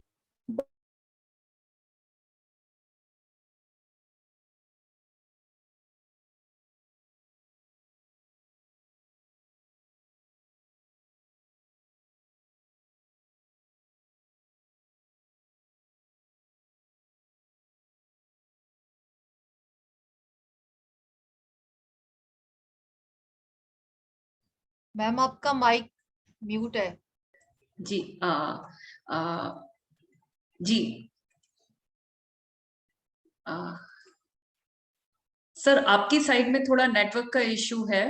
जी, बहुत बहुत अभिनंदन। त्रिपाठी जी, आपकी तरफ थोड़ा नेटवर्क का तो इशू मैं आ रहा है। एक आपकी आवाज थोड़ी कम, बीच में गड़बड़ हो रहा है। उठाने तो कभी कभी यह हो सकता है वीडियो में तो ठीक आए। जी शायद वाईफाई से कनेक्टेड नहीं है, इसलिए इंटरनेट की वजह से थोड़ा सा इशू आ रहा है। तो एक बार हमारे साथ सलिल गुप्ता जी भी हाँ, जुड़े हुए हैं। आवाज आई? हाँ जी, हाँ जी, अभी थोड़ी सी बेटर है जी। सलिल हेलो। गुप्ता जी आपका जी। हेलो सर, आपकी वीडियो ऑन नहीं हो रही है जी। सलिल गुप्ता जी हमारे साथ अमेरिका से जुड़े हुए हैं, मैं उनका बहुत बहुत स्वागत करती हूँ आज के इस कार्यक्रम में। और मैं देख भी रही हूँ सुनील वाशने जी भी जुड़े हुए हैं। ब्रिज मोहन जी, आपका भी स्वागत है। शायद नेटवर्क इशू है, तो थोड़ी देर में ही सर हमारे साथ दोबारा से जुड़ते हैं। और इंटरनेट, आज इस जूम ने हमें बहुत सारी नई चीजें सिखाई है। ये भी एक योग की एक धारणा है कि आज हम लोग दूर बैठे हुए भी एक साथ में इस प्लेटफॉर्म पे हैं, क्योंकि इस टेक्नोलॉजी ने हमें अपग्रेड किया है। और कुछ ही क्षण में प्रोफेसर त्रिपाठी जी हमारे साथ पुनः उपस्थित होंगे। इंटरनेट की थोड़ी सी प्रॉब्लम है और मुझे हाँ, लगता है जी हम सर। जुड़ गए हैं। जी जी जी ठीक है, तो मैं ये कहना चाह रहा था कि आज कोरोना काल में योग का क्या महत्व है। अगर हम कोरोना काल में योग के महत्व की विचार बात करते हैं तो ये बहुत ही दृष्टि से समझ में आता है कि यदि योग जैसा विषय जो हमारे पास है, योग की जो परिभाषा है, उस योग की परिभाषाओं में अभी तक बहुत से लोगों ने आपके समक्ष योग के विषय को बहुत अच्छे ढंग से उपस्थापित किया। एक चीज जानना जरूरी है कि योग का जो कहा गया है कि सबसे पहले जो पतंजलि योग सूत्र में योगः चित्त वृत्ति निरोधः, अर्थात योग क्या है? चित्त की वृत्तियों का निरोध है। इसका अभिप्राय है कि जो चित्त की वृत्तियां हैं उसमें कहीं ना कहीं कुछ गड़बड़ियां हैं, जिसके कारण उनका निरोध करना आवश्यक है। और जब हम उनके निरोध कर लेते हैं तो हम योग के अपने उद्देश्य की ओर आगे बढ़ते हैं। क्योंकि योग का जो उद्देश्य है, योग का उद्देश्य बहुत परम है और बहुत चरम है। उस परम और चरमता को पहुंचने के लिए हमारा शरीर सुरक्षित रहना और शरीर का रहना बहुत आवश्यक है। जब तक शरीर नहीं रह पाएगा या जब तक शरीर नहीं होगा, तब तक योग के द्वारा जिस उपलब्धि को हम प्राप्त करना चाहते हैं या जिस उपलब्धि को हम पाना चाहते हैं, वो उपलब्धि हमको नहीं मिल पाएगी। क्योंकि अधिष्ठान का होना बहुत आवश्यक है, तभी हम उसमें कुछ कार्य कर सकते हैं। तो इससे एक बात और स्पष्ट हो जाती है कि योग एक ऐसी चीज है जो हमारे शरीर और शरीर में रहने वाला दो बिंदु हैं, एक तो शरीर है और एक इस शरीर में रह रहा है, उन दोनों का जो एक योग है उसको लेकर के यदि हम चलते हैं तो हम योग की अच्छी अवधारणा को प्राप्त कर सकेंगे और साथ में तभी हम उस योग को समझ सकेंगे। इसीलिए उसने एक चीज योगत्वम, अर्थात अंतर का जब अभाव हो जाएगा, जब दोनों का अंतर समाप्त हो जाएगा तो उसको योग कहेंगे। अब अंतराभावत्वम, अंतर क्या है? वहां पर अंतर ये आता है कि जहां पर जो शरीर और शरीर में रहने वाला जो जीवात्मा है, इन दोनों का अंतर तादात्म्य संबंध है। इसलिए कई बार आपको लगता होगा कि शरीर में रहने वाला व्यक्ति यह मान बैठता है कि मैं शरीर हूं और शरीर मेरा है, इसलिए उसको कोई ऐसा आभास ही नहीं होता है कि मैं इस शरीर से भिन्न हूं। इसलिए ये योग है। दूसरा एक बार अब दूसरा है कि आत्मा और परमात्मा का, अर्थात अंतराभावत्वम। अंतर क्या है? जो आत्म तत्व है और जो परमात्मा है, इन दोनों के अंतर का अभाव कर देना, अर्थात इनके दोनों के अंतर को समाप्त कर देना ही योग है। तीसरी बात आती है योगः समत्वम उच्यते, समान अवस्था का नाम योग है। फिर कहा गया योगः कर्मसु कौशलम, योग वो है जो अपने कर्म में कुशलता है। अर्थात अगर हम विभिन्न भागों में अलग अलग जगहों पर अगर हम योग का समावेश करते हैं, योग को देखते हैं, तो योग कोई भी ऐसा पहलू नहीं है, जीवन का कोई भी एक ऐसा है जहां पर योग के द्वारा हम उस कर सकें। और यही कारण रहा कि सबसे पहले हमारे ऋषियों ने, हमारे महर्षियों ने या हमारे आचार्यों ने योग के बल पर और योग के द्वारा ही इस पूरे विश्व के रहस्य को समझा, इस शरीर के रहस्य। इसलिए जब उन्होंने सामाजिक रहस्यों को समझा और समाज की सारी व्यवस्थाओं को समझा, तो सबसे पहले पातंजलि योग सूत्र में जो यम, नियम, आसन, प्राण, प्रत्याहार, धारणा, ध्यान और समाधि की जहां तक बात आती है, तो सबसे पहले उन्होंने इन 8 अंगों में योग का जो विभाजन किया, और 8 अंगों में योग का विभाजन करने के साथ साथ वह आगे बढ़े और योग का जो अंतिम उद्देश्य है, अंतिम उद्देश्य वह समाधि है।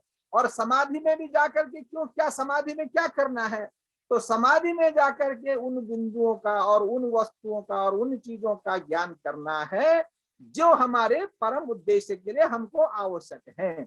जब तक हम उनमें उसको नहीं कर पाएंगे तब तक हम उसको नहीं समझ पाएंगे। तो यहां तक हमको जानना है कि भाई हमारा उद्देश्य क्या है। अब मैं दूसरी बात बताता हूं, जहां पर सबसे पहले पूनम सिंह जी ने बड़ा अच्छा यहाँ पर व्याख्यान दिया और उन्होंने बड़े अच्छे ढंग से योग के जो नियम की व्यवस्थाओं में जीते हैं। और जब तक हमको अपने को तैयार करना है, अपने को तैयार करने का अभिप्राय ये है, हमको उस मूल तत्व तक पहुंचने के लिए, उस समस्या को ठीक ढंग से समझने के लिए, अपने उद्देश्य तक पहुंचने के लिए हमको सबसे पहले शरीर को ठीक रखना है, शरीरी को ठीक रखना है। शरीर और शरीरी को जब हम ठीक रखेंगे तब जाकर के हम उस मूल तत्व के संदर्भ में जान सकेंगे। ये सबसे पहला महत्वपूर्ण विषय योग का है। अब यहाँ पर आज जो हमारा ये कोरोना काल है, इस काल में जो कोविड-19 के समझ में ऐसी महामारी, ऐसी समस्या हम ही नहीं पूरा विश्व यहाँ पर आया है। और इस महामारी में विश्व जैसे ही फंसा, उन विश्व को तब जाकर के भारत के उन सूत्रों की और उन दिशाओं की और उन मंत्रों की और उस शास्त्र की उनको बहुत ज्यादा समझ में आने लगा, जहां उन्होंने कहा कि वसुधैव कुटुंबकम, हम तो पूरे विश्व को एक कुटुंब मानते हैं और हम इस पूरे विश्व को कुटुंब लेकर के चलने की बात करने वाले लोग हैं। तब दुनिया का ध्यान इस तरफ आने लगा कि भाई ये जो भारतीय सिद्धांत है, ये तो समत्वम योग उच्यते, ये सब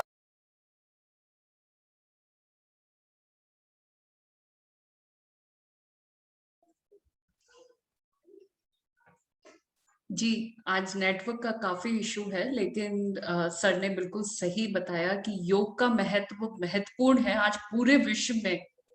हर व्यक्ति, जी Tripathi ji please unmute yourself. करके हमको बहुत कुछ मिलेगा।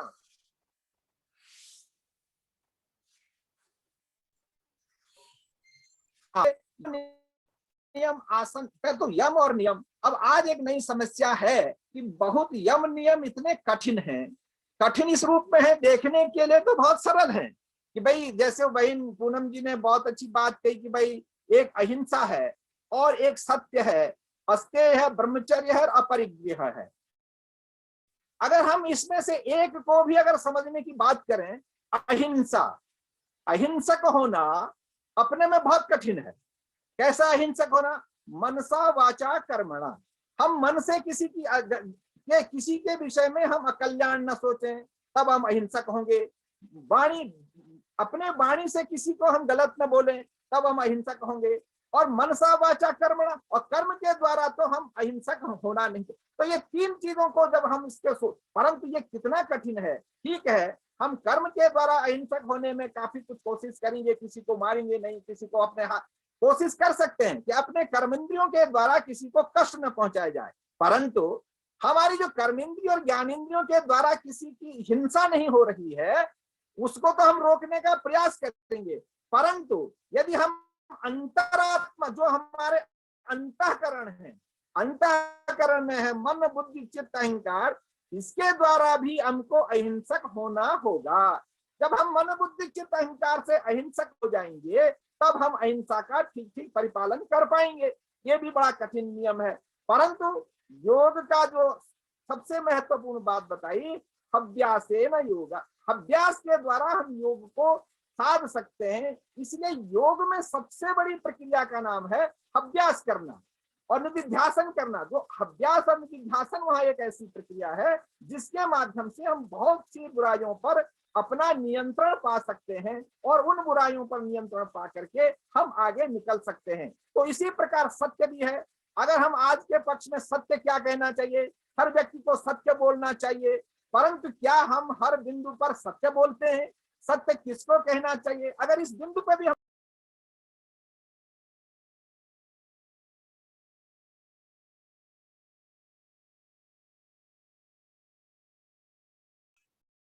जी, अशोक मित्तल जी भी हमारे साथ हैं, मैं उनका बहुत बहुत स्वागत करती हूँ। जी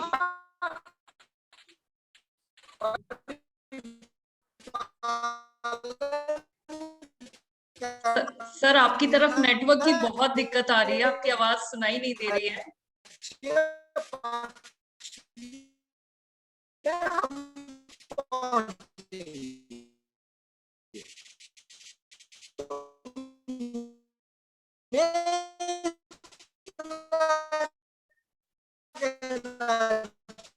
त्रिपाठी जी, आपकी आवाज में बहुत डिस्टरबेंस है नेटवर्क की दिक्कत की वजह से। बहुत ज्यादा डिस्टरबेंस आ रहा है, प्लीज। जहां हम उदाहरण स्वरूप मैं आपको ये कहना चाहता हूं कि हमको यम नियमों का उपहास करना चाहिए।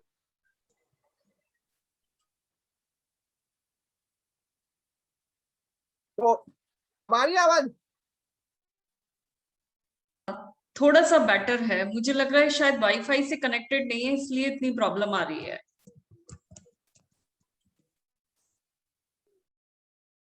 जी, क्योंकि आपका जो ज्ञान है वो वास्तव में सभी लोग उससे लाभान्वित होंगे।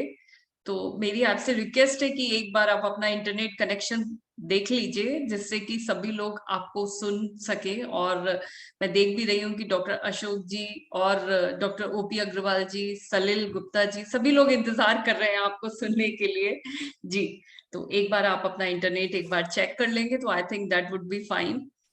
जी, मैं चाहूंगी जब तक हमारे साथ वाइस चांसलर महोदय दोबारा जुड़ते हैं। सलिल गुप्ता जी, आप 2 मिनट अपनी बात रख सकते हैं। जी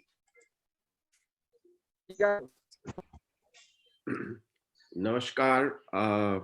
आप सबको इंटरनेशनल योगा डे की celebration. It is very early for me.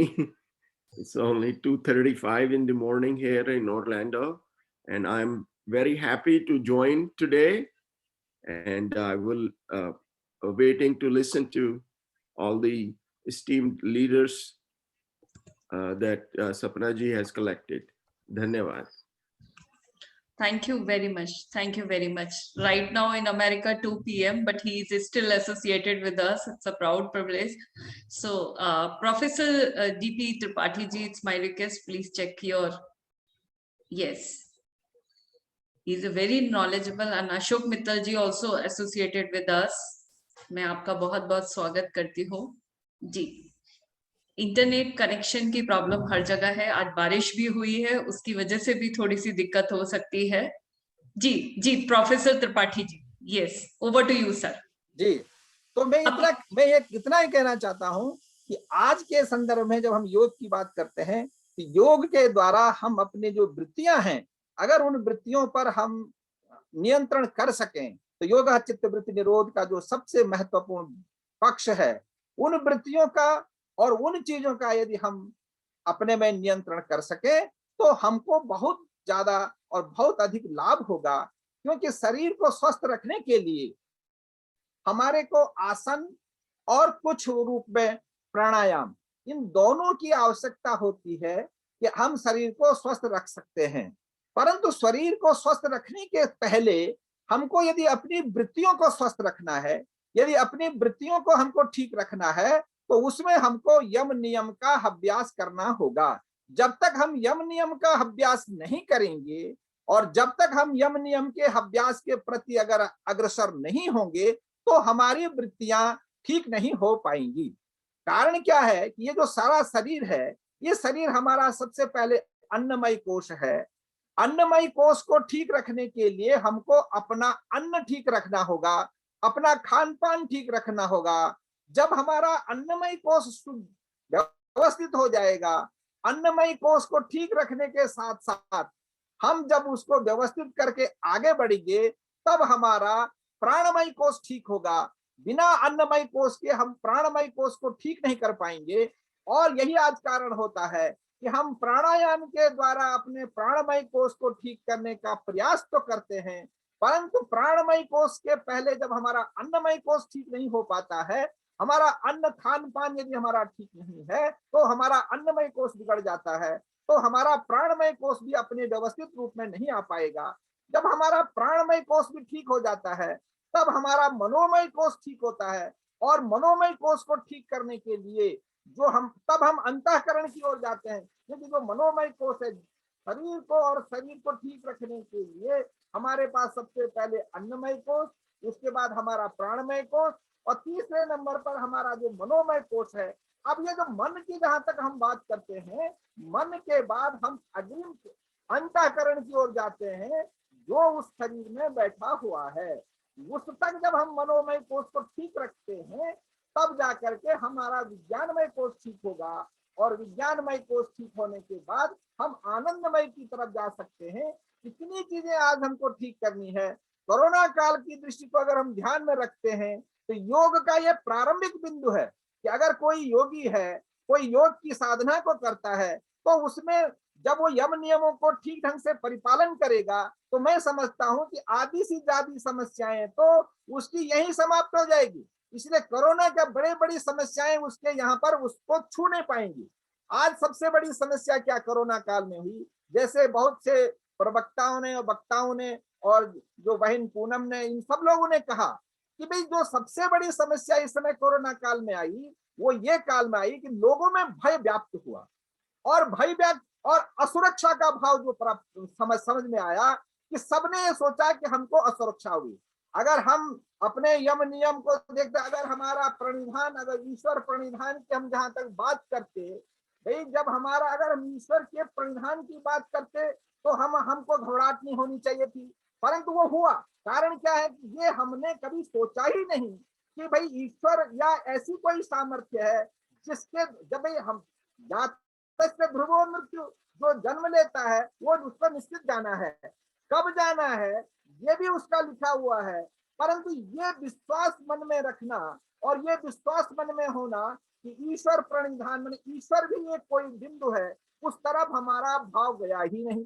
और उस पर हमारा विश्वास ही, अगर हम भाव जाए भी तो क्या करेंगे, हमारा विश्वास उस पर नहीं बन पा रहा है। न बन पाने के कारण हम जल्दी विचलित हो जाते हैं, जल्दी समस्याओं में ग्रसित हो जाते हैं, और जल्दी हम अपने मन के भावों को खो करके हम ऐसे मान बैठते हैं कि अब हमारा समय नजदीक है और हम समाप्त हो जाएंगे। क्यों? ये भय है। तो भय और भ्रांति कब होती है? जब बुद्धि हमारा साथ छोड़ देती है। जब बुद्धि साथ छोड़ देती है तो भय और भ्रांति शुरू हो जाती है। इसलिए मन, बुद्धि, चित्त और अहंकार, ये जो 3-4 बिंदु हैं जिसको हमने अंतःकरण कहा, इन अंतःकरणों को सबसे ज्यादा ठीक रखना। और इसमें भी मन, बुद्धि, चित्त और अहंकार, यहाँ पर मन और चित्त दो चीजें हैं। लोग यहाँ पर कई बार भ्रम करते हैं कि भाई मन किसको कहना चाहिए और चित्त किसको कहना चाहिए। सामान्यतया मन और चित्त की परिभाषाएं योग सूत्र में, योग में बहुत ज्यादा कही गई है, परंतु मैं आपको एक सारांश भाव में इसकी दो चीजें बताता हूं कि मन का अभिप्राय है जब हम संकल्प विकल्प को लेके आगे चलते हैं, जब हम फ्यूचर प्लान में रहते हैं, जब हम आगे की संकल्पनाओं में रहते हैं, जब हम आगे गमनशीलता की बात करते हैं, तो हम अपने मन की बात को आगे ले चल रहे हैं। यदि जब हमारा यही मन, ये जो मन है, जब हम पश्चाताप करते हैं, जब हम पीछे की बातों को करने लगते हैं और पीछे की उलझनों में, पीछे की गड़बड़ियों में, पीछे की अच्छाइयों में जब हम घूमने लग जाते हैं, तो हम बीमार हो जाते हैं। इसीलिए कहा गया है कि गतम न सोचा में कृतं च मन्ये, अर्थात गई हुई चीजों को ज्यादा सोचना नहीं चाहिए। अगर आप गई हुई चीजों को बहुत सोच लेते हैं, गई हुई चीजों में ही आप प्रतिदिन उसमें लिप्त रहते हैं, और यदि उन्हीं का विचार आप प्रतिदिन करते हैं तो आपका मन हमेशा दुखी होगा, अर्थात आपका चित्त खराब हो गया। इसीलिए जो पीछे की जो पास्ट की चीजें हैं, बहुत सी खराबियां होती हैं, बहुत सी अच्छाइयां होती हैं, उनको बहुत ज्यादा संग्रह नहीं करना चाहिए। और जब आप उनका संग्रह नहीं करेंगे तो आपका मन स्वस्थ होगा और आप आगे बढ़ेंगे, क्योंकि पीछे की चीजों का जैसे आप संग्रह करते हैं तभी आपका अहंकार भी प्रबल होता है, और जब अहंकार प्रबल हो जाता है तो बहुत से कष्ट और बहुत सी समस्याओं की जड़ और उसको वो अंजाम दे देता है, अर्थात उसको परिणति दे देता है, तो वहां जाकर के परेशानियां होने लगती हैं। तो इतना कहना का अभिप्राय ये है कि जो योग की जहां तक साधना है, अब यहाँ परिग्रह की बात कही, अपरिग्रह की बात है, तो आपको इतना संग्रह करना चाहिए कि जो आपके लिए आवश्यक है। अब यहाँ पर हमने उसका विचार ही नहीं किया, और आज देखिए कोरोना काल में कितनी बड़ी समस्याएं आई कि लोगों ने जो जितने ऑक्सीजन की आवश्यकता हमको है, ये हमारे पास है, हमने सोचा कि हमको और ज्यादा चाहिए, और ज्यादा चाहिए, लोगों ने उसकी ब्लैकमेलिंग शुरू कर दी, अनावश्यक भंडार शुरू कर दिया, दवाइयों को अपने पास रखना शुरू कर दिया। ये जो मानसिकता बनी, ये इस प्रकार की जो मानसिकता आई, ये मानसिकता कहां से आई, ये मानसिकता किस शिक्षा ने दी, ये मानसिकता किस एजुकेशन से आई? तो मैं इतना कहता हूं कि मूल रूप में जो हमने एजुकेशन दी लोगों को, हमने अर्थ प्रधान शिक्षा दे दी है। अर्थ प्रधान शिक्षा का अभिप्राय ये है, हमने ये कहा कि भाई पढ़ाई करो, किस लिए? पैसा कमाने के लिए, धन कमाने के लिए। और ये धन किसके लिए चाहिए? इस समय बहुत बड़े बड़े धनाढ्य लोगों को जो आभास हो गया, उनको यह मालूम हो गया कि मेरे पैसे ने मेरे बच्चे की, मेरे पैसे ने मेरे परिवार के सदस्यों की जान नहीं बचाई। वो जान बचाया नहीं, जब बचा नहीं पाए, पैसा बहुत था, कुछ नहीं हुआ। तो ये सारी समस्याएं हमने स्वयं पैदा की है, हमारी शिक्षा ने पैदा की है। अगर हम योग के यम और नियम की शिक्षा को यदि समाज के प्रत्येक बिंदु को और बच्चों को यदि प्राइमरी स्कूल से पढ़ाना प्रारंभ कर दें, हम कहते हैं योग मत, आप योग के यम नियमों को अलग अलग रूप में उसको पढ़ाओ। एक बात आता है शौच, शुद्धता। अबे शुद्ध कैसे हो सकता है? बाह्य शुद्धि, अंतः शुद्धि। अब आप यहाँ पर देखिए कोरोना काल में जो बाह्य शुद्धि की बात कहते हैं, बाह्य शुद्धि में हमने कहा भाई वायरस आ जाएगा, इसको साफ करो, इसको क्लीन करो, सुबह से आप प्रतिदिन स्नान करो, कपड़ों को डेली धो, ये सब स्वच्छता है। और घर में गंदगी मत आने दो, जूतों को बाहर रखो, बहुत सी चीजें आई। अरे भाई ये तो हमारे दैनंदिन जीवन में हमेशा रहा, पहले से था, हमने छोड़ दिया। अब हमने एक नई चीज की, सैनिटाइज करने के साथ साथ हमने कहा भाई ये जो वायरस है, ये हाथ पर इसको मार दो। ठीक है, कुछ हद तक बहुत अच्छी बात है कि प्रथम दृष्टया यदि हमारे पास गंदगी में हम गए हैं तो हमको हाथ को सैनिटाइज कर लेना चाहिए, कपड़ों को सैनिटाइज कर लेना चाहिए। परंतु जहां हमने स्वच्छता के लिए हमने सैनिटाइज किया, परंतु जो सैनिटाइज का जर्म हमारे हाथ में गया, उसने भी तो हमको नुकसान पहुंचाया होगा, हम उस पर ध्यान नहीं दिए। तो परंतु एक बार सैनिटाइज करने के बाद फिर स्नान करें, तब तो हम शुद्ध हो जाएंगे। परंतु अधिकांश रूप में हम लोगों ने इस प्रकार की व्यवस्थाएं बनाई। योग के जो यम और नियम की जो मूल संकल्पना थी, मूल अवधारणा थी, उस मूल संकल्पना और मूल अवधारणा को हट करके हम ऐसी अवधारणा और ऐसी संकल्पनाओं में चले गए, जिसके कारण व्यक्ति बीमार होता चला गया और उसको भय व्याप्त हो गया, उसको कहीं विश्वास नहीं रहा। क्यों? क्योंकि जो उसके परिवार के सदस्य थे उनको भी काट दिया, उनको भी अलग कर दिया गया, कोई वहां नहीं जाना है, और जो उसके अपने थे उनको भी हटा दिया गया। जबकि एक योगी अगर उसको योग का ठीक ढंग से अभ्यास सिखाया जाए तो वो किसी भी परिस्थिति में कहीं भी लड़ जा करके उस समस्या को हल कर सकता है, उसको जी सकता है, उसको जिता सकता है, उसको जिला सकता है। परंतु हमने ऐसे प्रोटोकॉल तैयार किए जो प्रोटोकॉल हमारे व्यवस्थाओं के अनुरूप, हमारे देश के अनुरूप, हमारे समाज के अनुरूप नहीं थे, और वो एक समग्र प्रोटोकॉल को हमने सब पे लागू कर दिया, तो वहां जाकर के सारे के सारे लोग परेशान होने लगे और वहां भय व्याप्त हो गया। अगर उस कंडीशन में कोई योग का ठीक अभ्यासी होता तो वो अपने साधनाओं के द्वारा, अपनी व्यवस्थाओं के, जिसको यहाँ पर तप कहा, तप वही साधना है, तप वही तपस्या है, कि एक बिंदु पर स्थायी रहना और एक बिंदु पर स्थायी भाव को लेकर के जब हम चलते हैं तो हम निश्चित स्वस्थ होंगे। दूसरी बात है कि भाई अयम निजा परो व्यक्ति गणनाम लघुचेतसाम उद्धार चरितानांतु वसुधैव कुटुंबकम। जब हम पूरे सबको एक साथ लेके चलेंगे और हम ये मानते हैं कि भाई जो इसमें जो मूल रूप में जो ये व्यक्ति है, अगर इसको दुख है तो दुख मुझे भी हो सकता है, अगर हम ये मान के चलते हैं तो जो हमारे उपनिषदों में कहा गया है ईसावास ईसावास्य की दृष्टि से यत्किंचित जगत्याम जगत, इस जगत में जो कुछ है तेन तक तेन भुंजी था माँ गृधा कस्य सिद्धम। भाई जितना आपको चाहिए उतना ले लो, जितनी दवाई आपको चाहिए आप उतना लो ना। आप इतना संग्रह क्यों किए? क्यों इसलिए किया? क्योंकि हमने वो शिक्षा ही नहीं दी। वहां तो सिर्फ पैसा कमाना था और वो पैसा कमाने वाले ने ये नहीं देखा कि किसी दिन मैं जो पैसा कमा रहा हूँ क्या मेरी भी यही स्थिति होगी। और मैंने कई ऐसे उदाहरण भी देखे कि जो पैसा कमाने वाले ने बहुत पैसा कमाया और वही फिर कोरोना से ग्रसित हो गया, कहाँ गया उसका पैसा। तो ये बहुत सी ऐसी स्थितियां हैं जिन स्थितियों ने हमारे परिवेश को, हमारी व्यवस्थाओं को, हमारे जो योग के द्वारा बताई गई जो नियम थे, योग का अभिप्राय है जीवन को कैसा जिया जाए और कैसा दूसरे को साथ लेके जीना है, अपने पड़ोसी को साथ लेके, अपने भाई बंधुओं को साथ लेके, अपने माता पिता को साथ लेके, इन सब को साथ लेकर के यदि हम जी सकते हैं तब हम योगी हैं। योगी का अभिप्राय इतना नहीं है कि हम जाकर के हिमालय में जाकर के ध्यान करके और वहां अकेला बैठ करके बैठ जाए। भाई हम कहते हैं अगर आप ध्यान कर रहे हैं, आपने समाधि की है, तो किसके लिए समाधि की है? किसके लिए आप समाधि में बैठे हैं? क्यों समाधि कर रहे हैं? समाधि का उद्देश्य क्या है? समाधि का उद्देश्य जगत कल्याण है, समाधि का उद्देश्य मानव कल्याण है। और जैसे आदि गुरु शंकराचार्य ने जब पूरे देश को एक बनाया और वो परम योगी थे और परम योगी होने के अंतिम में उन्होंने कहा कि इस देश को जब तक एक सूत्र में नहीं बांधा जाएगा, अंतिम में उन्होंने योग का चमत्कार दिखाया। और योग का चमत्कार दिखाने में उन्होंने भारती को बताया भी ठीक है, भारती से जब वो शास्त्रार्थ में हार गए, उन्होंने कहा 6 महीने का समय मुझे दीजिए, 6 महीने के समय के बाद मैं फिर आपके समक्ष आऊंगा और मैं फिर शास्त्रार्थ करूंगा। ये योग का चमत्कार था और योग की विधि थी और योग की एक व्यवस्था थी। जो सन्यासी के रूप में बैठे थे उस रूप में वो उन प्रश्नों का उत्तर नहीं दे सकते थे। अगर वो उन प्रश्नों का उत्तर उसी रूप में देते तो सन्यास धर्म का भंग होता, सन्यास धर्म ठीक नहीं माना जा सकता था। इसलिए उन्होंने कहा और मुझे इस बात का ज्ञान नहीं है, इसलिए मैं इस शरीर से ये ज्ञान प्राप्त नहीं कर सकता हूँ। इस शरीर को छोड़ करके दूसरे शरीर में जाकर के उस ज्ञान को प्राप्त करके आया, आ करके मैं उस व्यवस्था को और उन प्रश्नों का उत्तर दिया। योग की व्यवस्था ये है।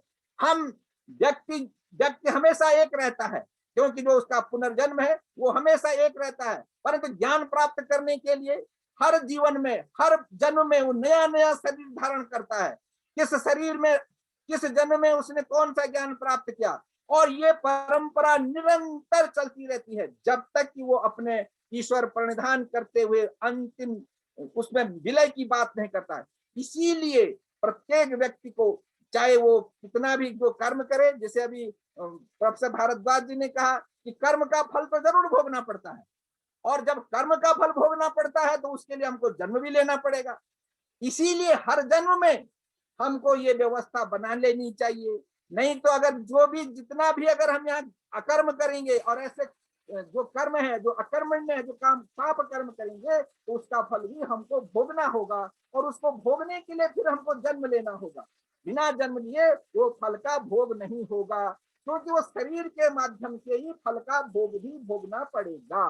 तो ये सारी व्यवस्थाएं अगर हम कोरोना काल में योग की बात को करते, और आज योग ने और आयुर्वेद ने जितना भारतीय समाज में और भारत में लोगों की सुरक्षा की है, मैं समझता हूं उतनी सुरक्षा किसी दूसरी पद्धति ने नहीं की है।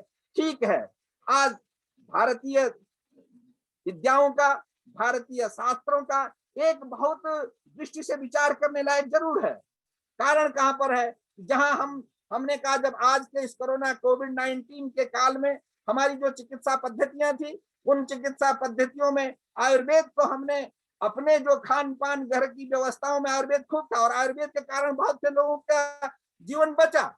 परंतु जब हम चिकित्सा की बात करते हैं तो ये हमारा बड़ा दुर्भाग्य है कि चिकित्सा का मतलब एलोपैथ, डॉक्टर का मतलब एलोपैथ, दवाई का मतलब एलोपैथ। ये क्यों हुआ? ये अगर जब हमको कहा कि ये बीमार हो गया, इसको हॉस्पिटल पहुंचाना है, तो हम आयुर्वेद के हॉस्पिटल में नहीं ले गए। हमने और आयुर्वेद को हमने हॉस्पिटल ही नहीं माना, और इसलिए हमने उसको एलोपैथ हॉस्पिटलों में भर्ती किया, क्योंकि हॉस्पिटल वो है। हमने उसको जब दवाई दी तो एलोपैथ, आयुर्वेद की सारी दवाइयां बंद करो, नहीं यह दवाई नहीं है। हमने उसको एलोपैथ की दवाओं पे विश्वास कराया जबरदस्ती। और जब हमने उसको कहा कि भाई इसको डॉक्टर चाहिए तो एलोपैथ, हॉस्पिटल चाहिए तो एलोपैथ, और उपचार चाहिए तो एलोपैथिक उपचार किया। और उस कंडीशन में आयुर्वेद कहाँ गया? और आयुर्वेद को वो सम्मान नहीं मिला जिस सम्मान के कारण आयुर्वेद ने अपना सब लोगों का जीवन जिया और सब लोगों को बचा कर आगे बढ़ा। इसलिए भारतवर्ष में जो उसका रेट था, जो मृत्यु दर थी, उसका कारण सबसे पहले यही था कि हम लोगों का खान पान, हम लोगों के जो ईश्वर प्रणिधान है, ये मैं नहीं मानता। बहुत से लोग ऐसे नहीं कि सारे के सारे लोग उसी पद्धति से जी रहे हैं। इसलिए कई जगहों पर ये, जिसको हम हिंदी में हड़बड़ भड़बड़ कहते हैं, इस हड़बड़ भड़बड़ के कारण में बहुत बड़ी गड़बड़ हुई। और उस गड़बड़ होने के कारण लोग ये समझ नहीं पाए कि ये हो क्या रहा है, ये लोग बोल क्या रहे हैं। इसलिए आपने कई बार देखा होगा कि इन सारी सूचनाओं पर, इन सारी व्यवस्थाओं पर मनोवैज्ञानिकों ने पहले कहा कि सारे टीवी चैनलों पर समाचार देखना बंद कर दीजिए। अर्थात इसका मतलब क्या हुआ कि सारे टीवी चैनलों ने ऐसी बातों को फैलाना शुरू किया जो आवश्यक नहीं थी, जो उपयुक्त नहीं थी। तो इन सारी चीजों को बताने के पीछे मेरा एक ही कारण है कि यदि हम योग की व्यवस्थाओं को और योग के यम और नियम को यदि हम बाल्यकाल से ही बच्चों को पढ़ाना प्रारंभ कर दें और बच्चों से प्राइमरी स्कूल से ही उनको बताना धीरे धीरे धीरे करके प्रारंभ कर दें। आप योग मत बताए, क्या खाना चाहिए, क्या रहना चाहिए, कैसे बोलना चाहिए, क्या आचार होना चाहिए, क्या व्यवहार होना चाहिए, क्या कितना संग्रह हमको चाहिए। तो जब मेरा काम एक कुर्ते और एक पैजामा में चल जाता है तो ज्यादा से ज्यादा 7 दिन के चाहिए, 7 बना लो, रविवार को एक दिन सबको धो लेंगे। पर ये क्या हुआ कि हम पूरे भर के हमने अपने ट्रंक और अपने घर भरे हुए हैं और कोई काम ही नहीं आ रहा। तो ये जो अपरिग्रह, इतना संग्रह हम लोग कर रहे हैं, ये किसके लिए कर रहे हैं, क्यों कर रहे हैं? तो ये जो धारणाएं आई, ये जो व्यवस्थाएं आई, इंडिविजुअल लेके चलो, और ये व्यवस्था हमारी नहीं थी। आज हमारे परिवारों को तोड़ दिया है इस इंडिविजुअल व्यवस्था ने। और परिवार जब टूटते चले गए तो आज उन टूटते हुए परिवारों के कारण बहुत से लोग विपत्तियों में फंसे हैं। क्योंकि जब परिवार, समग्र परिवार एक रहता था तो उसमें लोगों को बचाने के कई साधन थे। आज धीरे धीरे वो परिवार इंडिविजुअल हो गया, एक में रहने लगे, और अब हम तो हमारे 2 पैर आने लगे, और अब वो भी 2 नहीं है, वो 2 भी लड़ने लग गए हैं, और वो भी 2 अलग अलग होने की बातें करने लगे। तो ये सारी की सारी जो व्यवस्थाएं आई, ये किस शिक्षा की देन है? ये हमारी शिक्षा की देन नहीं है, ये हमारे योग की शिक्षा की देन नहीं है। इसीलिए यदि हमको अपनी शिक्षा पर, अपने योग के उन मूल सूत्रों पर यदि हम आ जाएं तो हमारा समाज सबसे सुव्यवस्थित, सबसे समृद्ध और सबसे शक्तिशाली आज भी हम वही होंगे। इसलिए हमको अपने उन पुराने बिंदुओं पर आना पड़ेगा, और उन पुराने बिंदुओं पर आकर के मैं तो कई बार कहता हूं कि योग एक ऐसी विद्या है जिस विद्या के कारण हम जहां भी जाएंगे उसको जीत के आएंगे। और मैं आपको एक छोटी सी घटना बताता हूं। महर्षि अरविंद योगी थे और वो बंदूक चलाना नहीं जानते थे, राइफल चलाना नहीं जानते थे। एक बार किसी लोगों ने उनका उपहास कर दिया, और उपहास करने में उनसे कहा कि अरे ये क्या शूटिंग करेंगे, ये क्या राइफल चलाते, उन्होंने कभी राइफल नहीं देखी। तो उन्होंने कहा ठीक है।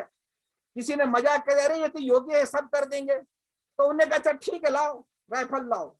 और उनका प्रोसेसिंग कैसा होता है, एक बार प्रोसेसिंग समझ लिया, निशाना मारा, और सारी की सारी गोलियां एक ही निशाने में जब चली गई तो सारे के सारे दंग रह गए। उनका ये कैसे हो गया?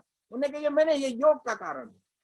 अर्थात योग वो बिंदु है जिसके द्वारा हम महान सी महान समस्याओं का हल निकाल सकते हैं, महान सी महान समस्याओं को हम पराजित कर सकते हैं। परंतु आज हमको उसके जो मूल बिंदु हैं, यम नियम आसन प्राण प्रत्याहार धारणा ध्यान और समाधि तक जाने की जो प्रक्रियाएं हैं, यहाँ पर जो भौतिक और अभौतिक है, जो शरीर है और शरीर में रहने वाला जो शरीरी है, इन दोनों को लेकर जब हम चलेंगे इसलिए योग ने सबसे पहले यम नियम शरीर के लिए बनाए और धीरे धीरे शरीर से शरीर ही कैसे बनता है तब उसने आसन किया। आसन शरीर के लिए, शरीर को स्वस्थ रखना जरूरी है। क्यों कि शरीरम माध्यम खलु धर्म साधनम। इस पूरे दुनिया में जितना भी काम आपको करना होगा, चाहे आप गलत काम करो चाहे अच्छा काम करो, चाहे आप पुण्य का काम करो चाहे पाप का काम करो, सबके लिए शरीर जरूरी है। बिना शरीर के कुछ नहीं कर सकते हैं। इसी और जब अगर आपको कुछ करना शेष रह जाता है तो फिर दोबारा शरीर में ही आना पड़ेगा। इसलिए उन्होंने कहा सबसे पहले शरीर को स्वस्थ रखना मनुष्य का पहला कर्तव्य है। तो उस शरीर को स्वस्थ रखने के लिए क्या खाना चाहिए, कैसा रहना चाहिए, कैसा व्यवहार होना चाहिए, ये सारी की सारी चीजें योग के सूत्रों में बहुत अच्छे ढंग से बताया गया है। इसलिए मैं तो सभी लोगों को यही कहूंगा कि सबका एक बार यही सूत्र होना चाहिए। जो हमारी नई शिक्षा आ रही है उस नई शिक्षा में प्रत्येक कक्षा में प्रारंभ से, ठीक है छोटा बच्चा योग आसन नहीं करता, आज थोड़ा सा गलत हो गया कि हम सिर्फ आसन करने को योग कह दिए। ऐसा नहीं है भाई, आसन ही योग नहीं है, आसन से हट कर प्राणायाम भी योग, उसमें 8 अंग हैं। खान पान में अगर हम हर चीज को सुधारते हुए चलेंगे तब जाकर के हम ठीक पहुंच जाएंगे। और उसमें हमको एक अच्छे गुरु की आवश्यकता है। जब तक हमको अच्छा गुरु नहीं मिलता तब तक हम नहीं कर पाएंगे। इसलिए सबसे पहला गुरु क्या कहा, परिवार का जो सबसे पहला गुरु है वो सबसे पहला गुरु माता है। इसलिए यदि हम माता, खान पान की जब हम माता की बात करते हैं तो माँ ही हमारी सबसे पहली गुरु होगी। इसलिए आज सबसे ज्यादा व्यवस्थाओं को और यदि शिक्षा को और योग को ठीक ढंग से समझाना है तो मैं कहता हूँ सबसे आवश्यक है हमारी जो बच्चियां हैं, हमारी जो बहनें हैं, उनको इसकी सही शिक्षा आएगी तो धीरे धीरे आगे सारा समाज सही हो जाएगा। क्योंकि वहां मूल में शिक्षा देनी जरूरी है। और आज हम मूल में शिक्षा नहीं देते हैं, हम तनों में शिक्षा दे देते हैं, टहनियों में की बात कर रहे हैं, पत्तों की बात कर रहे हैं, जड़ पे हमने विचार ही नहीं किया।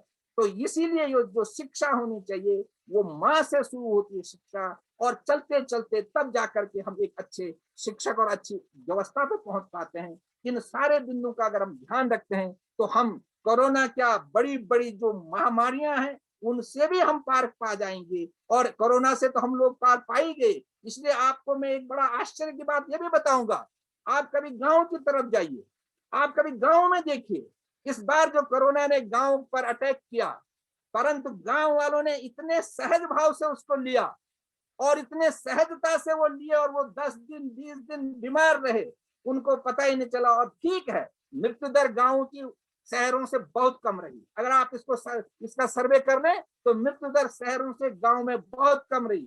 क्यों, क्या कारण रहा? जबकि सबसे ज्ञानी, सबसे महाज्ञानी, सबसे बड़े डॉक्टर, सबसे बड़े हॉस्पिटल सब शहरों में हैं। गांव में कुछ भी नहीं था, उनके पास काढ़ा था, हल्दी थी, मिर्चा था और काली मिर्च थी, इसी में वो अपना सब निकाल के चले गए और वो बहुत अच्छे स्वस्थ हो गए। इसलिए अगर इस विषय पर भी आपको एक सर्वे करना चाहिए, और इस विषय पर भी रोगियों को और योगियों को, रोगी या इस प्रकार के योग विषय को जो बड़े बड़े डॉक्टर हैं इनको इस विषय में भी जाकर के देखना चाहिए कि आखिर क्यों ये गांव के लोग इतने जल्दी स्वस्थ हो गए, क्यों ये इतने परेशान है। उनको ज्यादा ऑक्सीजन की जरूरत नहीं पड़ी, रेमडेसिविर की जरूरत उनको नहीं पड़ी, बड़े बड़े डॉक्टरों की जरूरत उनको नहीं पड़ी, गया ही नहीं उनके पास। परंतु ऐसा नहीं कि वो खराब है, उन्होंने अपने को संभाला, उन्होंने अपने को स्वस्थ माना और चलते चलते गए। और ठीक है, उसमें मृत्यु दर हुई परंतु बहुत कम हुई। तो ये विचार भी हमको देखना पड़ेगा, जबकि वो कम पढ़े लिखे हैं तो ऐसा कैसा उनके पास कौन सा साधन था कि वो जिसको भी मात कर दिए। तो इतनी चीजें मुझे कहनी है कि योग का मतलब है व्यवस्थाओं को व्यवस्थित करना, और योग का मतलब है अपने बचपन से लेकर के और अपने उद्देश्य तक पूरे परिवार को साथ लेकर के और सबको एक साथ लेकर के यदि हम उसकी मूल परिणति पे पहुंचते हैं तो हम स्वस्थ होंगे। इसीलिए स्वस्थ रहने के लिए खान पान स्वस्थ होना जरूरी है, विचार भी स्वस्थ होने चाहिए। यदि हमारे विचार स्वस्थ होंगे, यदि हम दूसरे को स्वस्थ रखने की बात करेंगे तो हम भी स्वस्थ होंगे।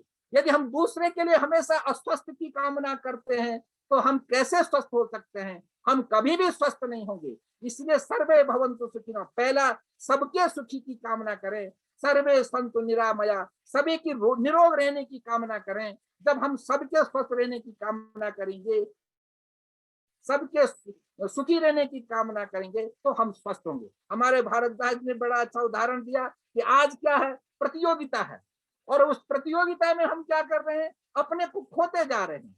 जैसे प्रतियोगिता है कि भाई जिसके पास ये तो हमारे पास क्यों नहीं, ये प्रतियोगिता ने द्वेष फैलाया है। हमारे यहाँ समांतर व्यवस्था थी, जैसे रेल की दो पटरियां हैं, वो दोनों चलती हैं, वो दोनों कभी नहीं मिलती हैं एक दूसरे से, परंतु दोनों समानांतर चलती हैं। इसलिए जो सही दोस्त होंगे, जो सही मित्र होंगे, वो दोनों जब दौड़ते हैं, चलते हैं, तो वो अगर कोई पीछे छूट रहा है तो उसको भी हाथ देते हुए आगे ले चलता है। कभी वो ये नहीं सोचता कि ये पीछे छूट जाए और मैं आगे चला जाऊं, हम दोनों एक साथ एक मंजिल पर पहुंचे। ये भाव जिस दिन हमें आएगा, उस दिन हम और हमारा समाज एकदम स्वस्थ होगा। आज दिक्कत ये है, हमारे में वो भाव है, हम तो एकदम टॉप में रहें, हम तो सिरमौर रहें, बाकी मेरे साथ कोई ऊपर ना आए, तो इससे तुम ऊपर रह के क्या कर लोगे। इसलिए सबको साथ लेके चलना, सबका साथ सबका विकास, जो बात आज होती है, इसलिए योग का पहला सूत्र है समत्वम योगम उच्यते, समान भाव को लेकर के चलना। यदि मैं दुखी हूं, अगला भी दुखी होगा, मुझे कष्ट हुआ, अगले को भी कष्ट होगा, मुझे अच्छा लगता है, अगले को भी अच्छा लगता है, मेरी बहनें हैं, अगले की भी बहनें हैं। तो ये सारी व्यवस्थाओं को लेकर के जो हम आगे चलते हैं तो समाज स्वस्थ होगा। इसलिए योग की शिक्षा आज के विद्यालयों में, विशेष करके प्रारंभिक विद्यालयों में सबसे आवश्यक है। विश्वविद्यालयों में न हो, चल सकता है, परंतु प्राथमिक विद्यालयों में सबसे ज्यादा आवश्यक है, क्योंकि वहीं से ग्रोइंग अप होगा, वहीं से चलता चला जाएगा और वो सुदृढ़ होगा। बच्चे से बहुत आवश्यकता है। तो मैंने ज्यादा समय लिया, इसलिए मैं आज के आयोजकों को, आज के सभी लोगों को बहुत बहुत धन्यवाद देना चाहता हूं। और उन्होंने ये कुछ नेटवर्क की प्रॉब्लम के कारण बीच बीच में व्यवधान हुआ, उसको हम कभी कभी रिदम टूट जाता है तो विषय भी भटक जाता है।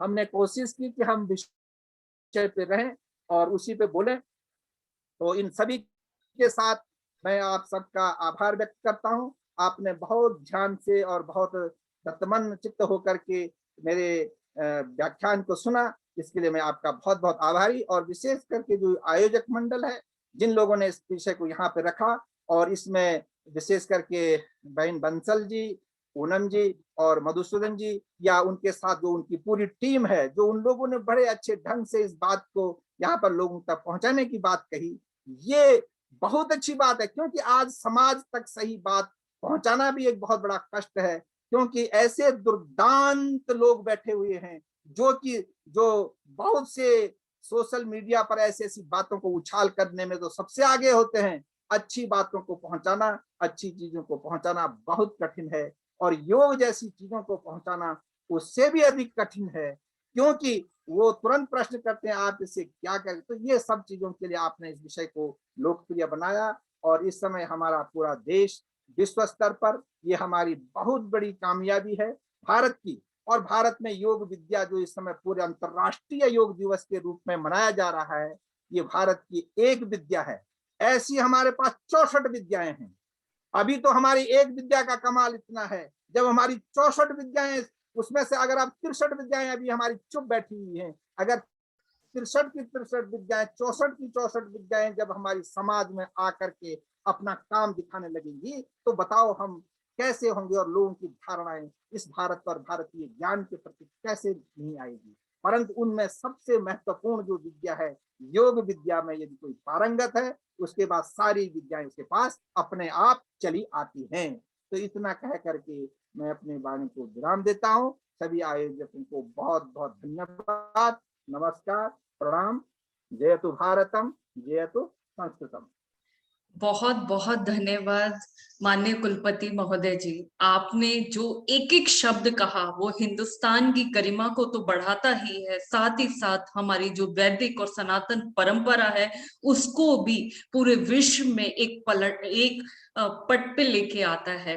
आज हम हिंदुस्तान को सोने की चिड़िया फिर से कहना चाहते हैं, क्योंकि पुराना वो योग, पुरानी वो विद्याएं, वो सामवेद अथर्ववेद का ज्ञान हम सबके सामने आए, तभी ये हिंदुस्तान फिर से अपने गौरव पे आएगा। और मुझे पूरा विश्वास है कि ये समय बहुत जल्द आएगा, क्योंकि आप जैसे बुद्धिजीवी, आप जैसे मनीषी हमारे बीच में है, तो निश्चित रूप से योग के माध्यम से, ध्यान के माध्यम से हम इस प्रणाली को आगे और बढ़ा पाएंगे। कार्यक्रम अपने समापन की ओर है, तो मैं धन्यवाद ज्ञापन के लिए हमारे साथ मधुसूदन अग्रवाल जी हैं, जो राष्ट्रीय अध्यक्ष हैं मानव अधिकार संरक्षक समिति से। मैं उनको आमंत्रित करती हूँ कि वो आए और धन्यवाद ज्ञापन दें। बहुत बहुत धन्यवाद। कुशल संचालन कर रही डॉक्टर सपना बंसल जी, जो हमारी राष्ट्रीय अध्यक्ष हैं महिला विंग की, मानव अधिकार संरक्षण समिति की, और अखिल भारतीय वैश्य महासभा की भी राष्ट्रीय अध्यक्ष। मैं उनको नमन करता हूं और बड़ा अच्छा संचालन आपने किया, मैं उस पर धन्यवाद देता हूं। हमारे बीच में डॉक्टर पूनम सिंह जी, डॉक्टर अशोक कुमार आर्य जी, प्रोफेसर ईश्वर भारद्वाज जी और प्रोफेसर देवी प्रसाद त्रिपाठी जी, मैं उन सबको नमन करता हूं। उन्होंने एक ही बात में मेरी बात एक्सेप्ट करी और व्याख्यान में शामिल हुए।